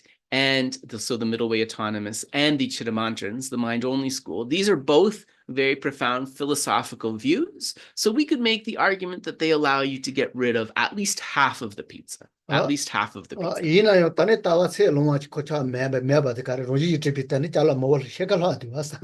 But the problem is that they can only kind of eliminate half of that grasping at inherent existence and its implications, because those views are not completely able to eradicate that grasping at things being truly or inherently existent. You still have quite a bit of the pizza, at least half of it, left over.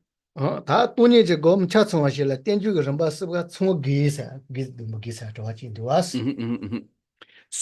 the next one was, does a complete meditation on emptiness require all three levels of dependent arising? Does a complete meditation on emptiness require all three levels of dependent arising? So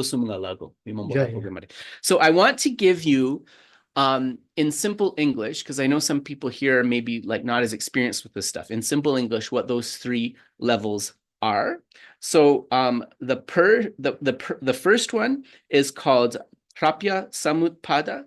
That means arising through meeting. So the meaning of that is production of things by way of their causes. That's the first type. The second type is Apeksha Samutpada, so existing in reliance. So that's an object coming about by reliance on its parts. The parts come together to form a whole. The third one is the Pratita Samutpada, dependent existence, and that means designated based upon the thought that designates it. So we would talk about something being merely labeled. So these are the three. Sumpa? Yeah. Shingi Jebu. Yeah.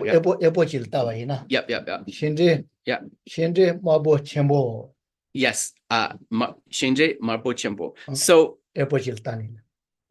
one way of expressing these three together, and an easy example given by the holy beings, is to say the fruit big red. So you would look at an apple, for example. You look at an apple and then you say the big red fruit.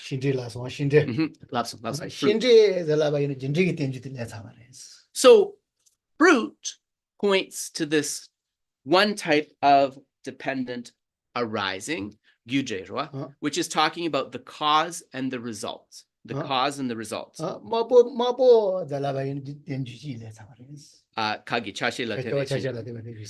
Red, we can think of as pointing to the dependent arising, which is a reliance on the parts coming together. And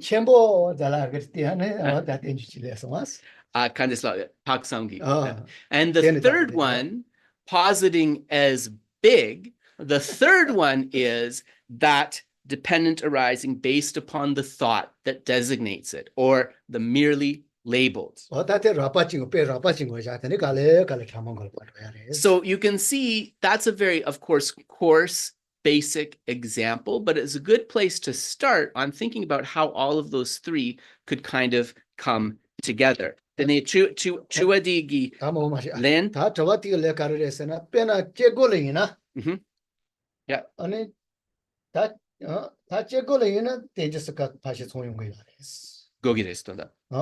So the answer to this, maybe there's different angles. The first angle is that if we're talking about Qigong, so analytical meditation, you would need at least some grasp of these three types of dependent arising. Yes. But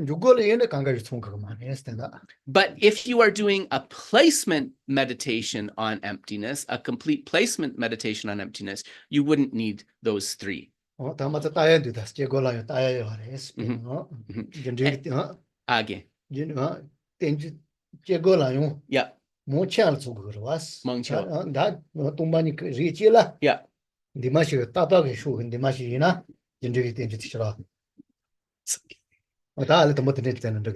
Yeah. So that's a good place to begin with the discussion.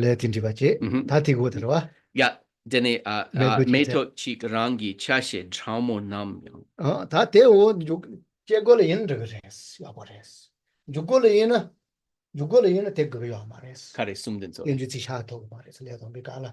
Yeah. So for beginners, right? Tamatama kare tamatama. Ale.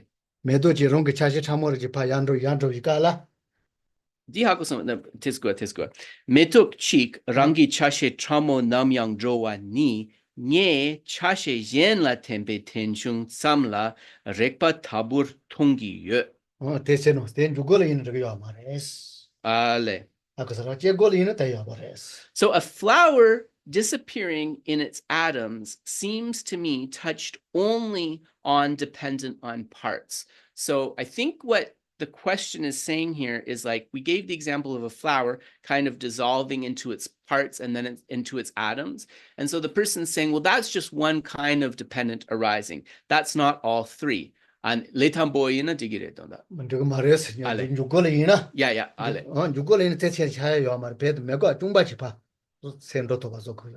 So that's not enough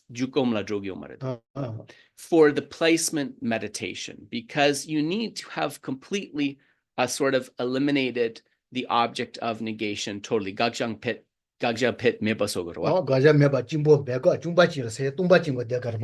and there needs to be that emptiness of that object of negation, and emptiness dawns in the mind, and that is what the mind is resting upon. So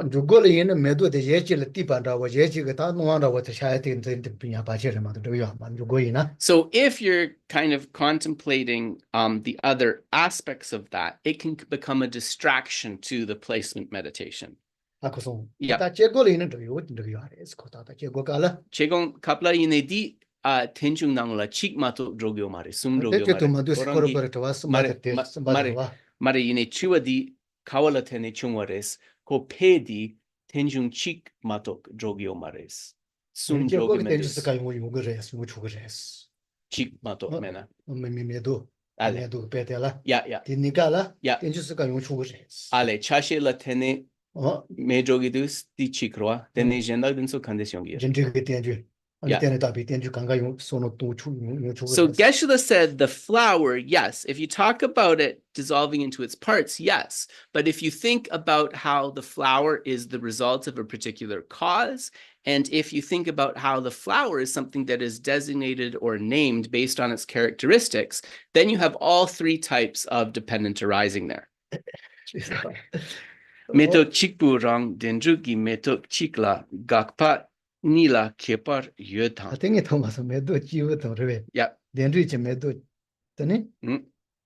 Metok chikpu tang, dendruk gi metok chikpa, gakpa nila kepar yödam shena. Medo chivo, dendrich medo. Kepar menjunga chan. Medo chipa gapa nila.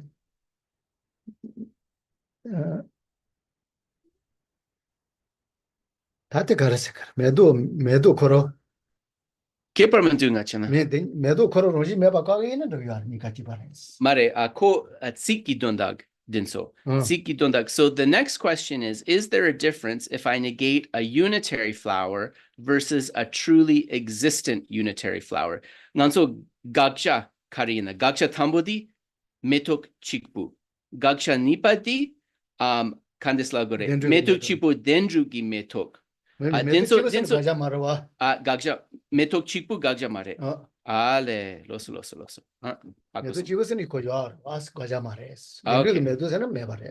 So a unitary flower is a conventional truth, so that is not necessarily an object of negation. So Geshe would say leave that aside. It's better to think of it in terms of the way of the second rendering, which is a truly existent unitary flower.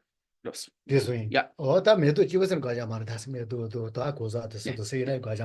Because just a flower by itself, a unitary flower, that just means like one flower, one unit of flower. That's not necessarily an object of negation, right? Because there's all those kind of relative or conventional truths. So Geshe said he's not sure if we understood the essence of all of the questions, but anyways, that is our attempt at answering those. So does anyone else have a live question that they would like to ask? So please remember the example of the big red apple. The big red apple and how that can point to three kinds of dependent arising. And so we take that as our beginning point, the big red apple, but then we want to kind of fill out. We want to expand our exploration of these various kinds of dependent arising. And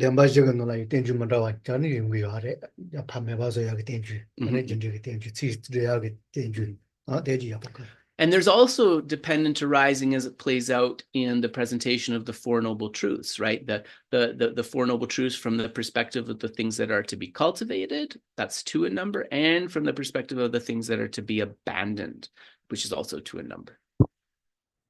So I welcome questions if anyone has any. And I think, yeah, so Geshe said we'll do the questions. And I also think because people are, I know that Dave and Manoshi, they have a big family thing. And also Abhilash has to take his father to the airport. His father's going back to India. So we might not be able to get to questions on social. So I apologize, but people on Zoom, if you'd like to ask a question, please feel free. I have a question about maybe how you define a complete practice of emptiness. When I hear that, I feel like it's saying that you would end your study of emptiness or your practice if you thought it was complete, rather than continuing to deepen it and exploring more. So I just had a little bit of problem understanding how. So that's a good question. So Annie, I'm going to ask Geshe what he thinks of that, but also if B is here, we can ask her what she meant by that term. Nganso Tongni Gomja Chat Sangwa Labna Gomja Chat Sangwa Senda Nganso Tompani Gomya Tama Lebson. Then nga tsar song jendag soye mendu dondag direbe. Only go gomba chat was an attack that our tattoo got over the serious. My taste on to understand. Geshe doesn't understand it that way. His understanding of the term complete meditation on emptiness was a meditation on emptiness that allows us to contemplate the final implications of the view. The final implications of the view. Tawa tartu. Oh, that gombas you meant Romato. What our Taicheva Zubas are there in this Lores. He says, and remember, this is the final implications of the view. The final implications of the view is different than the term tawa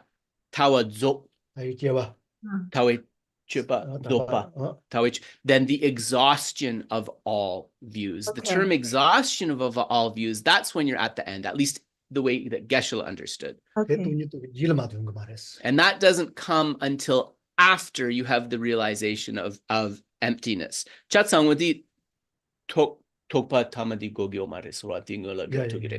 you can do actually a meditation on emptiness, which is complete in this understanding before you have the realization, right? It just means that like everything's in place. Okay. Okay. Thank you. But I also don't know if that's what B meant. So I don't know if she's here today. If she is, she might be able to clarify. Any other questions?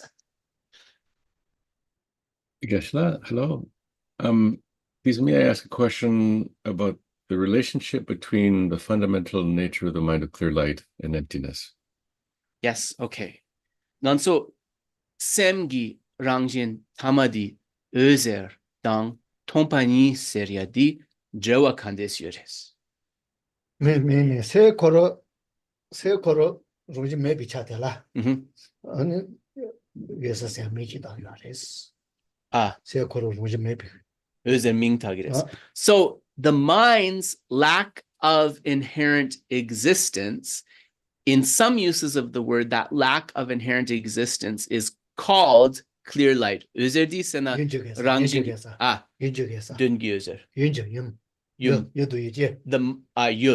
the object clear light is actually the mind's emptiness. The object clear light is the mind's emptiness. Yeah.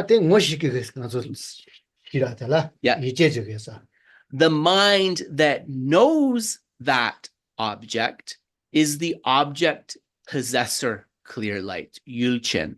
The object possessor clear light, or you could also say the subject clear light. Yulchen? Yeah. So the object, right? The object clear light is always there. What we really need to develop is the object possessor or the subject clear light, actually. No maso. No maso. Yul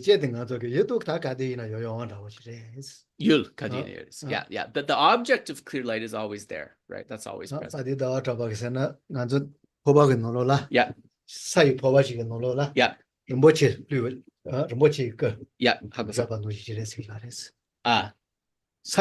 nolola. Then I put karagipe. Yulgipe re yulchengipe. The karagipe tamola gorwanga. Naros peketaya mares. Ale, Naros say nolola. Yujigasa yoha yisa. Yeah. Padi the water because sai povachi nola. Sai pova. Yeah. Rumbochi Kuyovan, which Naros. So the glorious chanter Kirti says that because our mind is clear light, nanso supo di porbadirwa. Yeah. Our body is like it's kind of covering. So he likens it that the body is like a clay pot with a very precious jewel inside. So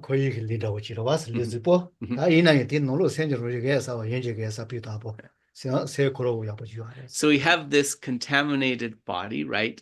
Perpetuated by karma and affliction, but we also have within it this mind, which in its fundamental aspect is pure luminosity, which is separate from the defilements. And so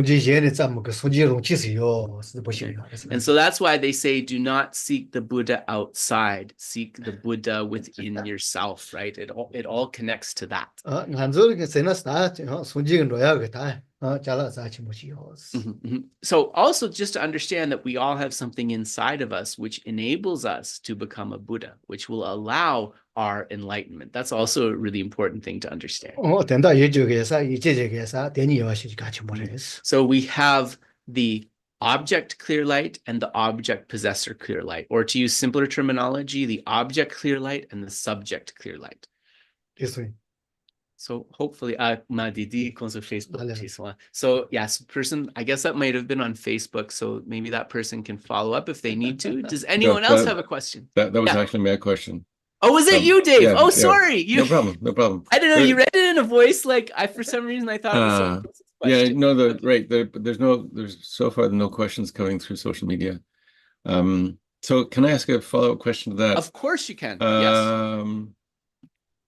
I'm having a hard time understanding or feeling out how one could have an object of negation within the mind of clear light. Okay. Yes. Semgi özer di gagsha yopa kelenya peche kapore. Semgi özer di nangla gagsha yopa di peche kale kapores. Semgi özer gagsha yona kandesres. So I first phrased it like that, Dave, and I'm not sure that Geshe was really understanding. So I described it as this. You tell me if this is wrong. If there were to be an object of negation within the mind of clear light, what would it be? Am I going in the right direction? No, that's fair enough. It's just like within the mind of clear light, there isn't really much going on. So what would you negate when you just have? I guess you'd negate the anyway. It's kind of like that. Like there's not. Semgi özer nanglola gagsha chigina karik gagores karin sana semgi özer nangla sheda che yomare sangidu. Mara senjugesa nololu gaja yo se tanete shirala yo mare yunjugesa do yichigesa nikanola gaja mandis seg nolola gaja yo sana utai yares. So Geshe said you wouldn't posit an object of negation within the mind of clear light, either the object mind of clear light or the object possessor clear light. Yul semgi ozer dang yuchin semgi ozer nangla gagsha yomares. Gaja yomare. Ina koroni gaja yomares. Korang nisana? Yunjugesa. Yeah. Yunjugesa gaja yomare. Yichigesa gaja yomares. Konso nolola gagja meposoe gichala res. Yeah. However, okay. However, the object clear light and the object possessor clear light can both be understood as opposing factors to the object of negation. So they don't have an object of negation within those minds, but they do have an object of negation that they're related to. They're an opposing factor. Yeah. So the inherent existence of the mind, is the opposing, is the object of negation, of the object clear light. I'll say that again. The inherent existence of the mind is the object of negation of the object clear light. Yes, one. The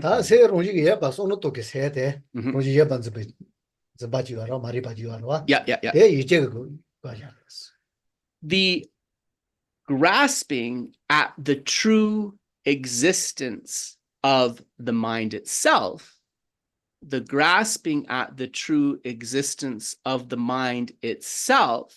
is the object of negation, is the object of negation of the object possessor clear light or the subjective clear light.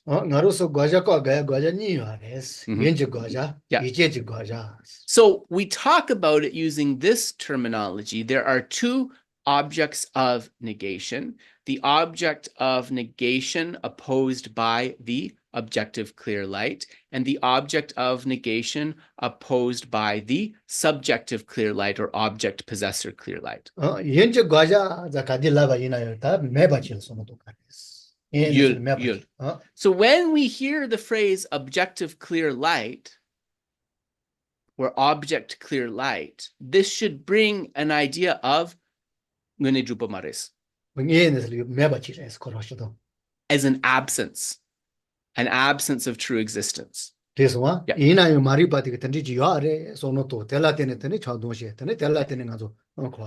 But ignorance, of course, opposes that. It's holding on to something existing. That holding on to inherent or true existence is what keeps us circling within samsara.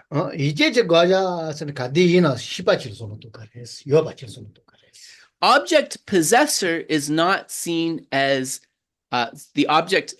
Sorry, yuchengi user di tene? Yuchengi gagja? Yeah. So the object of negation of the object possessor is holding on that there is a mind, that there is an existent mind. And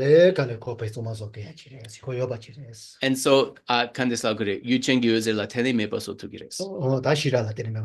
and by cultivating the wisdom that allows the flourishing of this object possessor clear light, we can eliminate that grasping. So if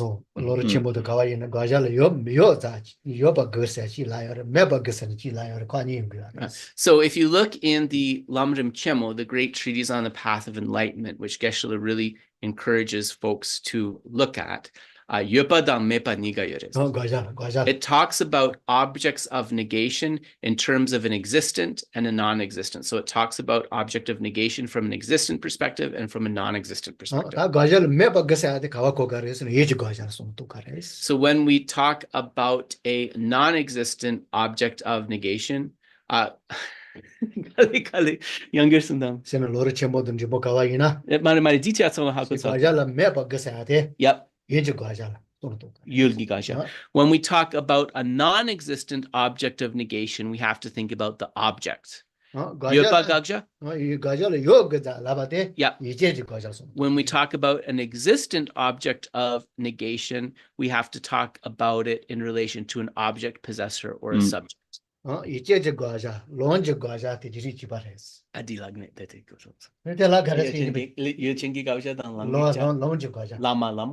So the object possessor object of negation and the path object of negation are understood as dunjik, as very similar.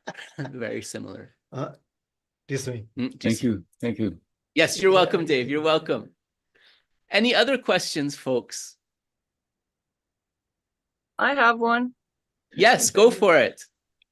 So the object of negation or the clear light mind,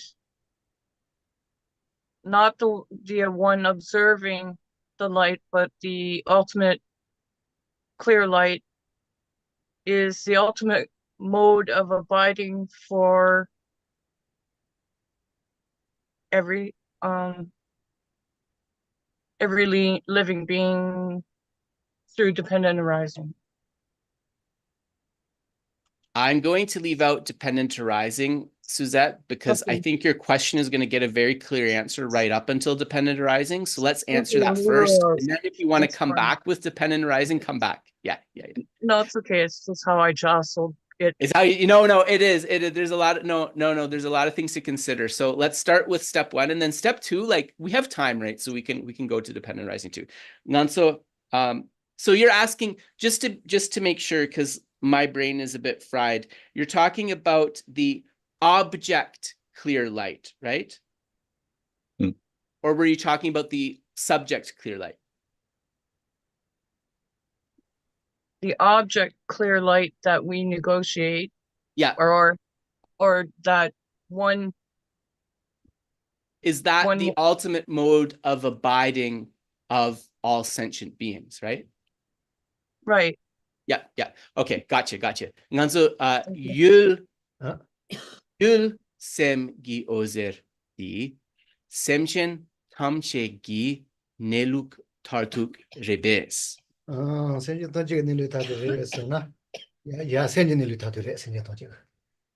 Correct, Geshe said. Very good. Correct. Slight tweak. It is the ultimate mode of abiding of the mind of all sentient beings. So we can't say it's the ultimate mode of abiding of all sentient beings, but we can say it is the ultimate mode of abiding of the mind of all sentient beings. Yes, very good, correct. So as long as you put mind in there, Suzette, that works. That works very well. Yeah.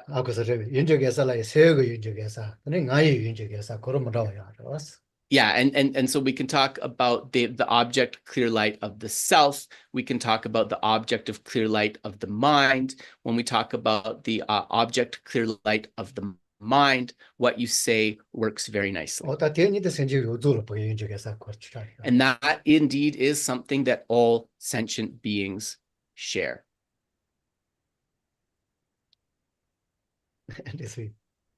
Thank you. That's great.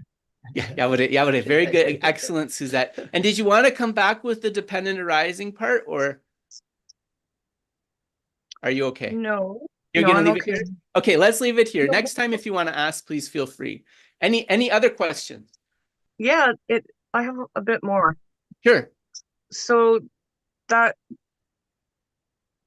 okay, that's the ultimate mode of abiding for the mind. Yep. But is the mind not also emptiness? So, di digiris, nganso di sem Is that emptiness? is the mind not also emptiness? Right. Yep, gotcha. Loso, nganso sem gi neluk tartuk di yul gi öze res di kelensare dua yene sem di yang tongni marebes. Yeah. We can't say that the mind is emptiness or that emptiness is mind literally. What we can say is that the mind is empty of inherent or true existence. But you can't say the mind is emptiness. Okay, so that's where dependent arising comes into play. Also tenjung samotango correct. Because the mind has to be posited based upon the coming together of other things. It's a dependent arising. Because it is a dependent arising, it is empty of existing inherently. Yeah.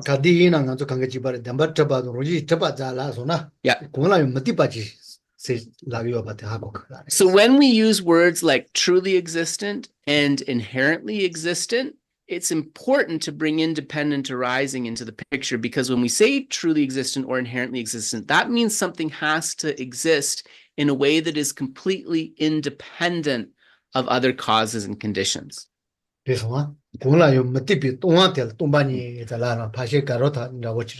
of arising independent of anything else. Empty of arising unitarily without depending on other factors. So then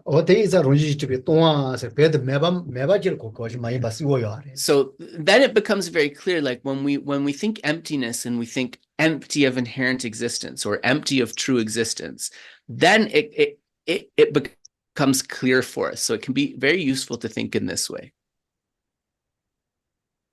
Yay, thank you. Yes, you're welcome, Suzette. You're welcome. Would anyone else like to chime in? Yeah, we have Carol and also Sam and Elisa. Okay, yes. Okay, so let's go with Carol first, and then we'll go to Sam and Elisa. Go ahead, Carol. All right, I think mine has been answered, but it was simply so the end result of meditation on emptiness is simply the subject, clear light. Dene nganso tongni gomsul di tama kareres labna yulchen gi öze res digirebes. Gomken.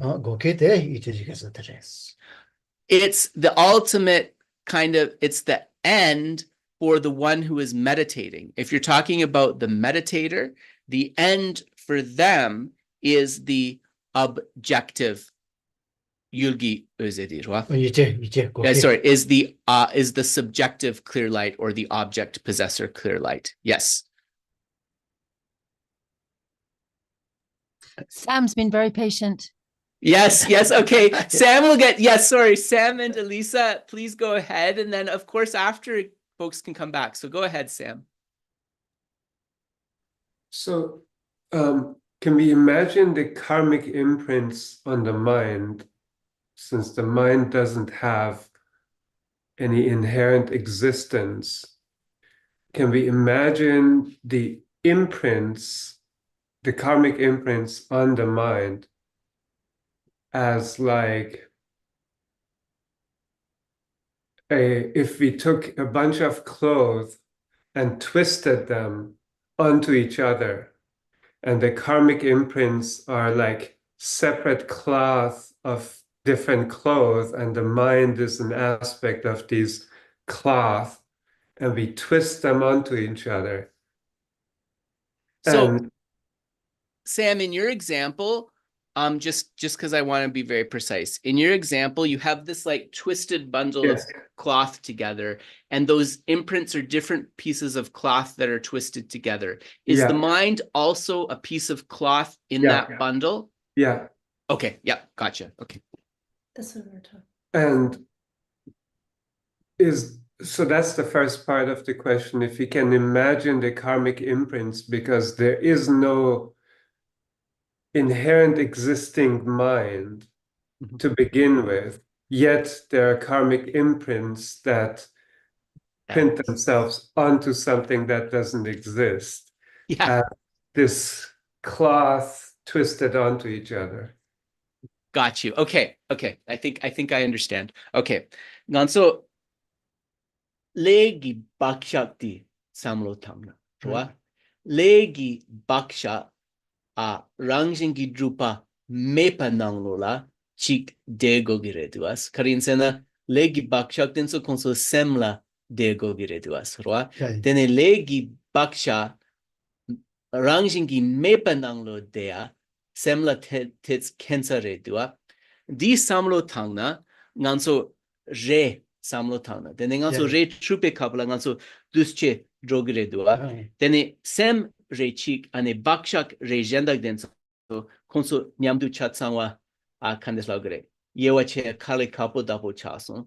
Di dapo samlo tangna jigire besa. Yeah, me that there was Reka Java in Kotsishi Java, Sishi the Pacha the Novores.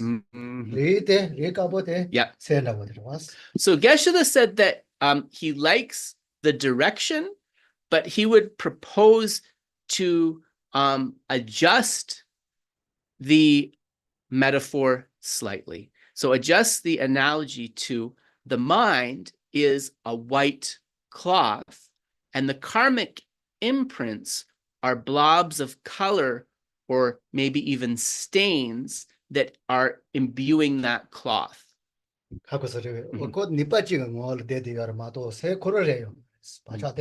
So they exist sort of as a potential. So in a way, they are part of Gonda younger something? Yeah. So they are not the mind itself, but they are a potentiality that is abiding with the mind. Just as those stains or those colors are not the cloth itself, but they are abiding together with the cloth.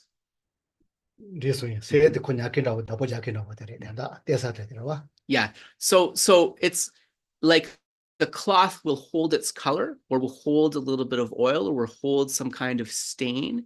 In the same way, this mind, although it lacks inherent existence, it is able to hold those imprints. And because of the pigments onto the cloth, form appears like the cloth appears in a certain color.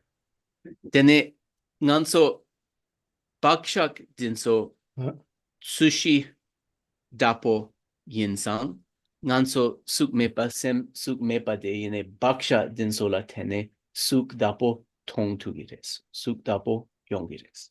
Zun dawo se yo ma da koroso chichina nipa de se suna Yeah. zu ruiz de ya cha ya res. So we could say it like this. When those stains or those colors that are part of the cloth are activated, then they can bring forth an experience of form. We could say like that. Pena nganzo dini zume ro. Zume ni on debal chi mo chi na. Yeah. Me go umbo do kanga ni ka chi le ko pa cha ngol do ya res. So we can think of an example related to this principle, which is that when a being goes from the form realm to the formless realm. So when they go to the formless realm, right, it's formless, so there is necessarily no form. So the five sense powers kind of fold into themselves and are only potentialities. Those potentialities will only return when the being comes back to the form realm.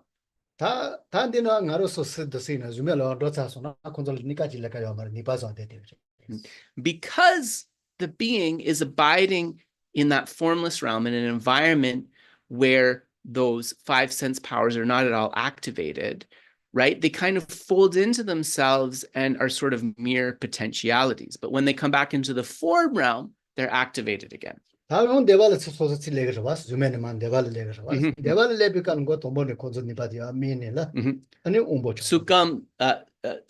dang dukam nigarwa. Yeah. So if that being comes from the formless realm back to the form realm or to the desire realm, those potentialities once again brought forth and then manifest as these five sense doors. So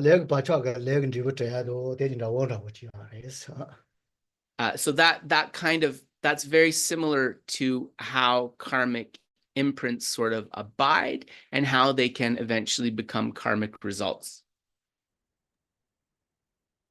It's very interesting. Just as a last comment is that at the University of Virginia, there's a program where they look at the experiences of past lives of children who have memories of their past lives, and there are examples of, for example, people getting shot, and when they're reborn, they have scars at the places where in the previous life they have been shot. Cool. So that's a good example of understanding this in a practical, real life. How a potential can actually manifest as something physical, right? Yeah. Ko Turing Lobtra University Virginia chi konso kewa nga chi kola jibshuk mambo shegi dua. Ane puku chun konso chi chena kewa ngama di me dagne seswa. Tene konso kewa jema lebdu supo sarpa di tak dapo chi dua. Yes. So Sam Geshe has heard of this. Yes. Yeah. So many cases where there's like a scar or some kind of inconsistency in the physical form. Yes, he's heard of this. Yeah. So the holy beings actually they talked about phenomena like this and explained it that way.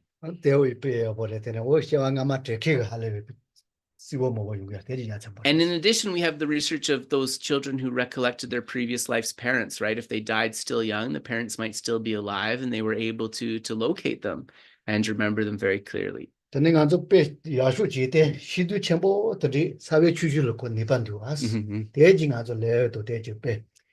also to think about how a very great and beautiful tree can be the result of a very, very tiny, minute seed. Right, that also helps us get into the direction of thinking about some of this stuff. Yeah, so that's an example that's often given. So this will unfortunately, because as I stated, all the folks who make our sessions possible have responsibilities this Thanksgiving weekend, this will be our last question. So we'll take one last question. So go ahead. I don't know who it is. I don't want to pick who gets the last one. Ita has a hand up. Yes, Yeah, go for Thank it. you so much. Yeah. Today it was a lot of numbers. Yes. And my question is about these positive beings. It was 55, if I'm not wrong. It was quite in the group, which was I just captured the concentration, absorption, powers, love and compassion, and there was also the stream enterer, one returner, non-returner, Arahant, Pratika Buddha, and etc. So this is this progress in the training of beings. Yes. I would say. Yes. Yep. And I don't know. Maybe I am totally confused. Where is the 10 numbers of 10 bhumis of Bodhisattva? Yep. Okay. Yes, I got you.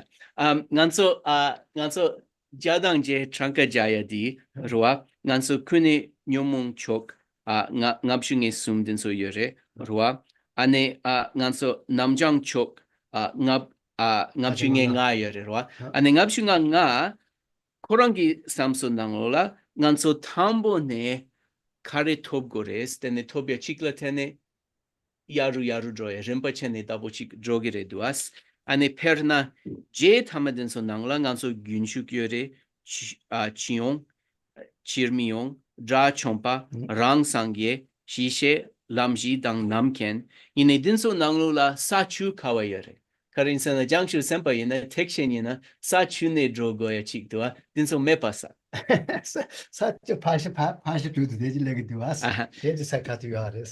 Geshe said that you can consider the 10 bhumis or 10 grounds of the Bodhisattva as being cultivated in relation to those 6 perfections. So if you think about it that way, those 10 bhumis would be included in the 6 perfections. So the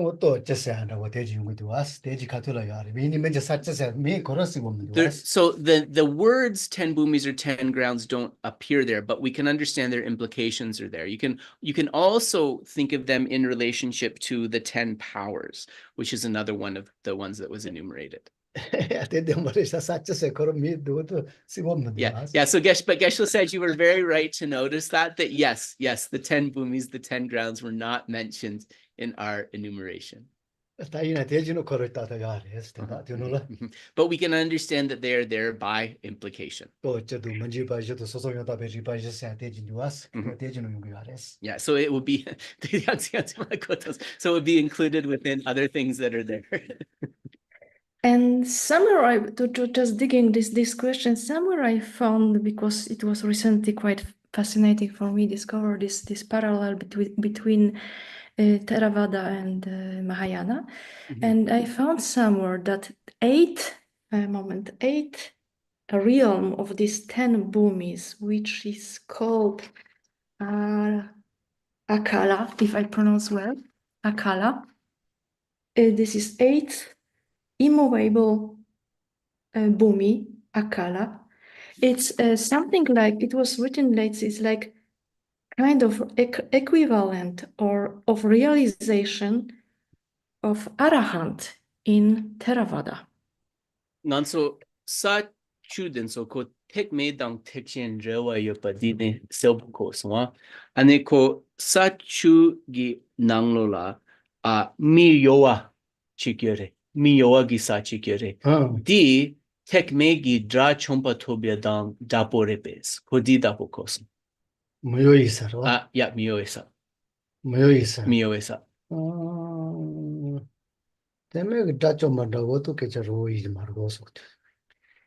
Geshe said he's not sure, he's not remembering exactly, but his instinct would be that this immovable bhumi, in Tibetan we would use miyowa, this immovable bhumi is not the same as a Shravakayana Arahat. But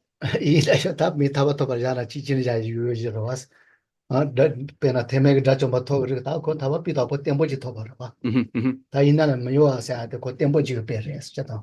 So, because the reason he's doubting this is, of course, you know, in the Shravakayana, right, in those paths of individual realization, like the Theravada. Theravada is only one of 18 Shravakayana schools, actually. So that's why I don't like to use that word, because there were many other schools of individual liberation, right? There were 18. So in all of those Shravakayana schools, Nyentu Tekparwa, they have these 10 bhumis and these 10 grounds that they travel through. But he thinks that our understanding of this word immovability, miyoa, immovability, is a kind of immovability that would be only possible for the Mahayana Bodhisattva. That's why he's kind of reluctant. However, Geshe said that he would really need to check a text to be sure, because he's not 100% sure. So you could be right. He's not 100% sure. Long story short. Yeah. So he has to check. He would have to check to be sure. I don't know what, I just found a link for this, but I don't know how to share it. Oh, what you could do is, I think, because like I also so our computer and camera at the back, so it's like hard for me to kind of come to the computer. But if you want to follow up with me on email, Dave can put my email address in the chat, and you're very welcome to follow up with me by email. Thank you so much. Yes, you're very welcome. I was extremely surprised today that you used by Geshe used the very Shravaka steps of evolution, which is Sotapanna, one returner, not returner, and a Arahant. Yes. Gunshak Chiongdang Chirmyongden so Namgin Intertekbagi Netsure. That's absolutely correct. They are Shravakayana attainments. They're noble beings of the Shravakayana. So they've achieved the path of seeing. Those beings have achieved the path of seeing. And there is a realization of, I have two questions. One is concerning emptiness,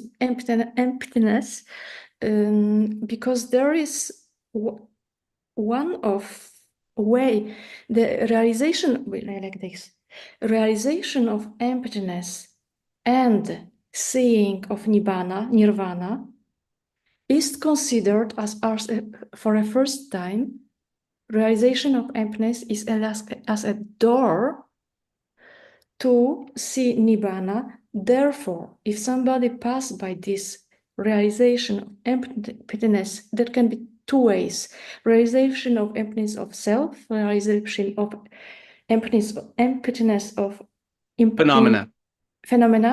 Yeah. Yes, and suffering. So these three doors are like a doors to realize nirvana. Yeah. Those are the in Tibetan, that would be the Nam, Tar, Go, Sum, the three doors of liberation: wishlessness, signlessness, and the third one is escaping me at the moment. Maybe it's emptiness. Emptiness of the suffering. Yeah, unfortunately I am really not familiar with Pali terms, so like I can't promise you that it's equivalent, right? And Geshe won't know Pali terms either. My question is actually because it's if somebody realized this step, therefore it becomes Sotapanna. And Which step? Sotapanna. No. But if they realize what? This emptiness, and by this door enters to nirvana. Therefore became noble. For the first time, become Sotapanna. This is definition. This is definition of Sotapanna. And so Sotapanna is stream enter, correct? Stream enter, yeah. Sorry, yes, stream enter, yes. Now, so Gunshuk Droya di, Gunshuk Droya sena koronso tongi ngosu tokpadela tene, tonglam drup, dene Gunshuk Drogerebes. Yeah. Tumani ngasa to sona da jinju. Jinju droa, and yene di kandislaugre. Jiangchu Gisemdang Masimpe Yensang Konso Detroit. Yeah. So you are correct. It is that direct realization of emptiness which allows the person to become, I think the Pali term is Sotapatan. So the Sotapatan, that is a stream enterer. Stream And it is enterer. the, wait, hold on, let me finish. So it is the same in our understanding when that realization of emptiness is not infused with love, compassion, and bodhicitta. Yes, you become a Shravakayana Sotapadana, stream enterer. And there is said in Shravaka's, I use Theravada school by attachment, that that person, that being will be reborn only 7 times, 7 lives, and not lower that human. So it will be not in the next life, will be not animal or lower realm. Yeah. It is, but sometimes I heard that Bodhisattva, it can reborn as a bird, for example. So that's my confusion. So I will ask Geshe this, but I think part of the confusion is not all bodhisattvas are Arya bodhisattvas. So the Arya bodhisattva doesn't have that realization of emptiness yet. So the path of accumulation and preparation, the bodhisattva doesn't yet have that direct realization of emptiness. So what is definition? What is to become bodhisattva? Jangchu Sempa Chayala Tse Karedis.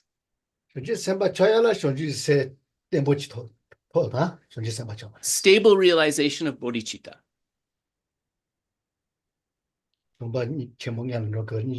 So one has to realize great love, one has to realize great compassion, and then bring forth bodhicitta. It's an unchanging, abiding bodhicitta. So not seeing nibbana is not. We wouldn't say seeing nirvana, right? Because the bodhisattva abandons nirvana. Bodhisattva, he or she does not want nirvana, right? Nirvana se nyangen le tepa.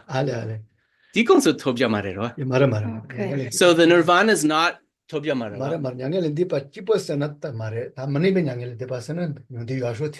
Non-abiding nirvana, you can say. Non-abiding nirvana, yes. But nirvana in its usual understanding, no. The bodhisattva doesn't want that. Yeah, that's clear, because he wants to help another. Yeah.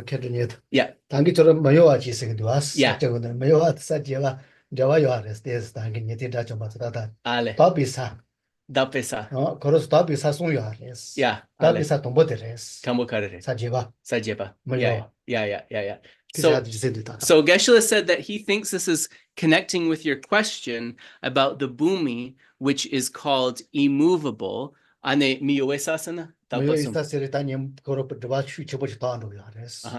that immovability refers to when a particular obscuration is cleansed as one reaches realization. So he said maybe so in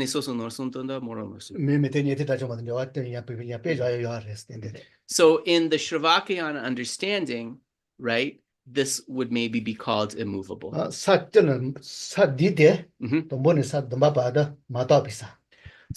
from bhumi number 1 to bhumi number 7, madapa, these are the impure bhumis. 8, 9, and 10 are pure bhumis, pure grounds. 8th, the purity starts on the 8th ground, and that is perhaps why it is called immovable. Immovable, which is like arahant in Shravaka. Yeah.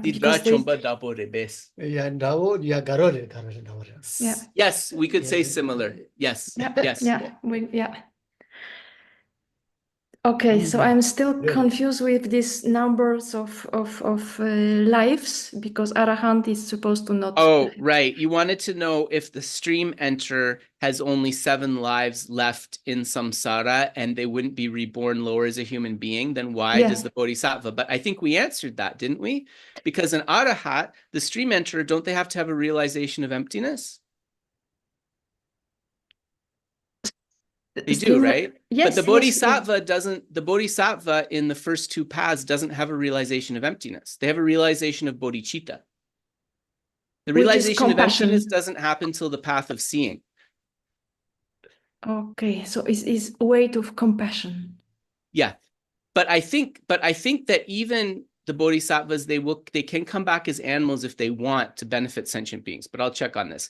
Nganso gyunshuk seriadi, gyunshuk sena konso korwa kewa dun matok yongoe mandus. And the kewa dun ginangle konso mi seriadi mi ola perna dundro dang. Nyalwa dan so ke tu gilmares di dempare bis di dempa ina yang jangshub sembaden so consult sam semchen ke gires nyalwa ke gires di kareche son sa 말은 대도 건로선 대화 요한인 거고요. Yeah. The bodhisattvas go to those lower states because they want to, due to the altruistic intention. So it's not an uncontrolled rebirth in states under human beings, but they want to go to those places. 건조 롱맨이 말다스. 당기대 롱요메게 왔어. Because I think when we normally speak of stream enter, Geshe is saying we talk about an uncontrolled rebirth in the lower realms. But for the bodhisattva, yeah.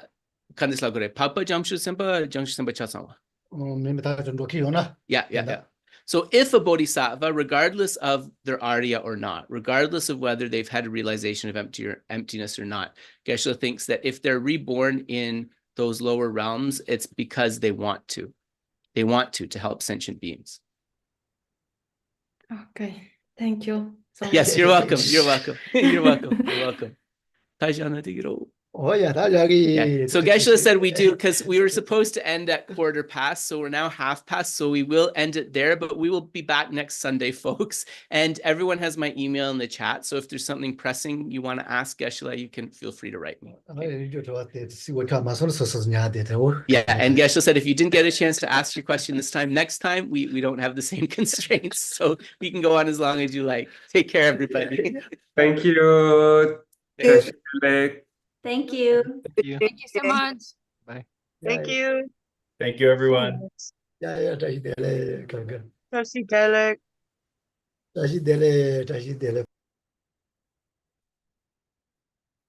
Thank you, B, for your question. Oh, she just left. Thank you, B.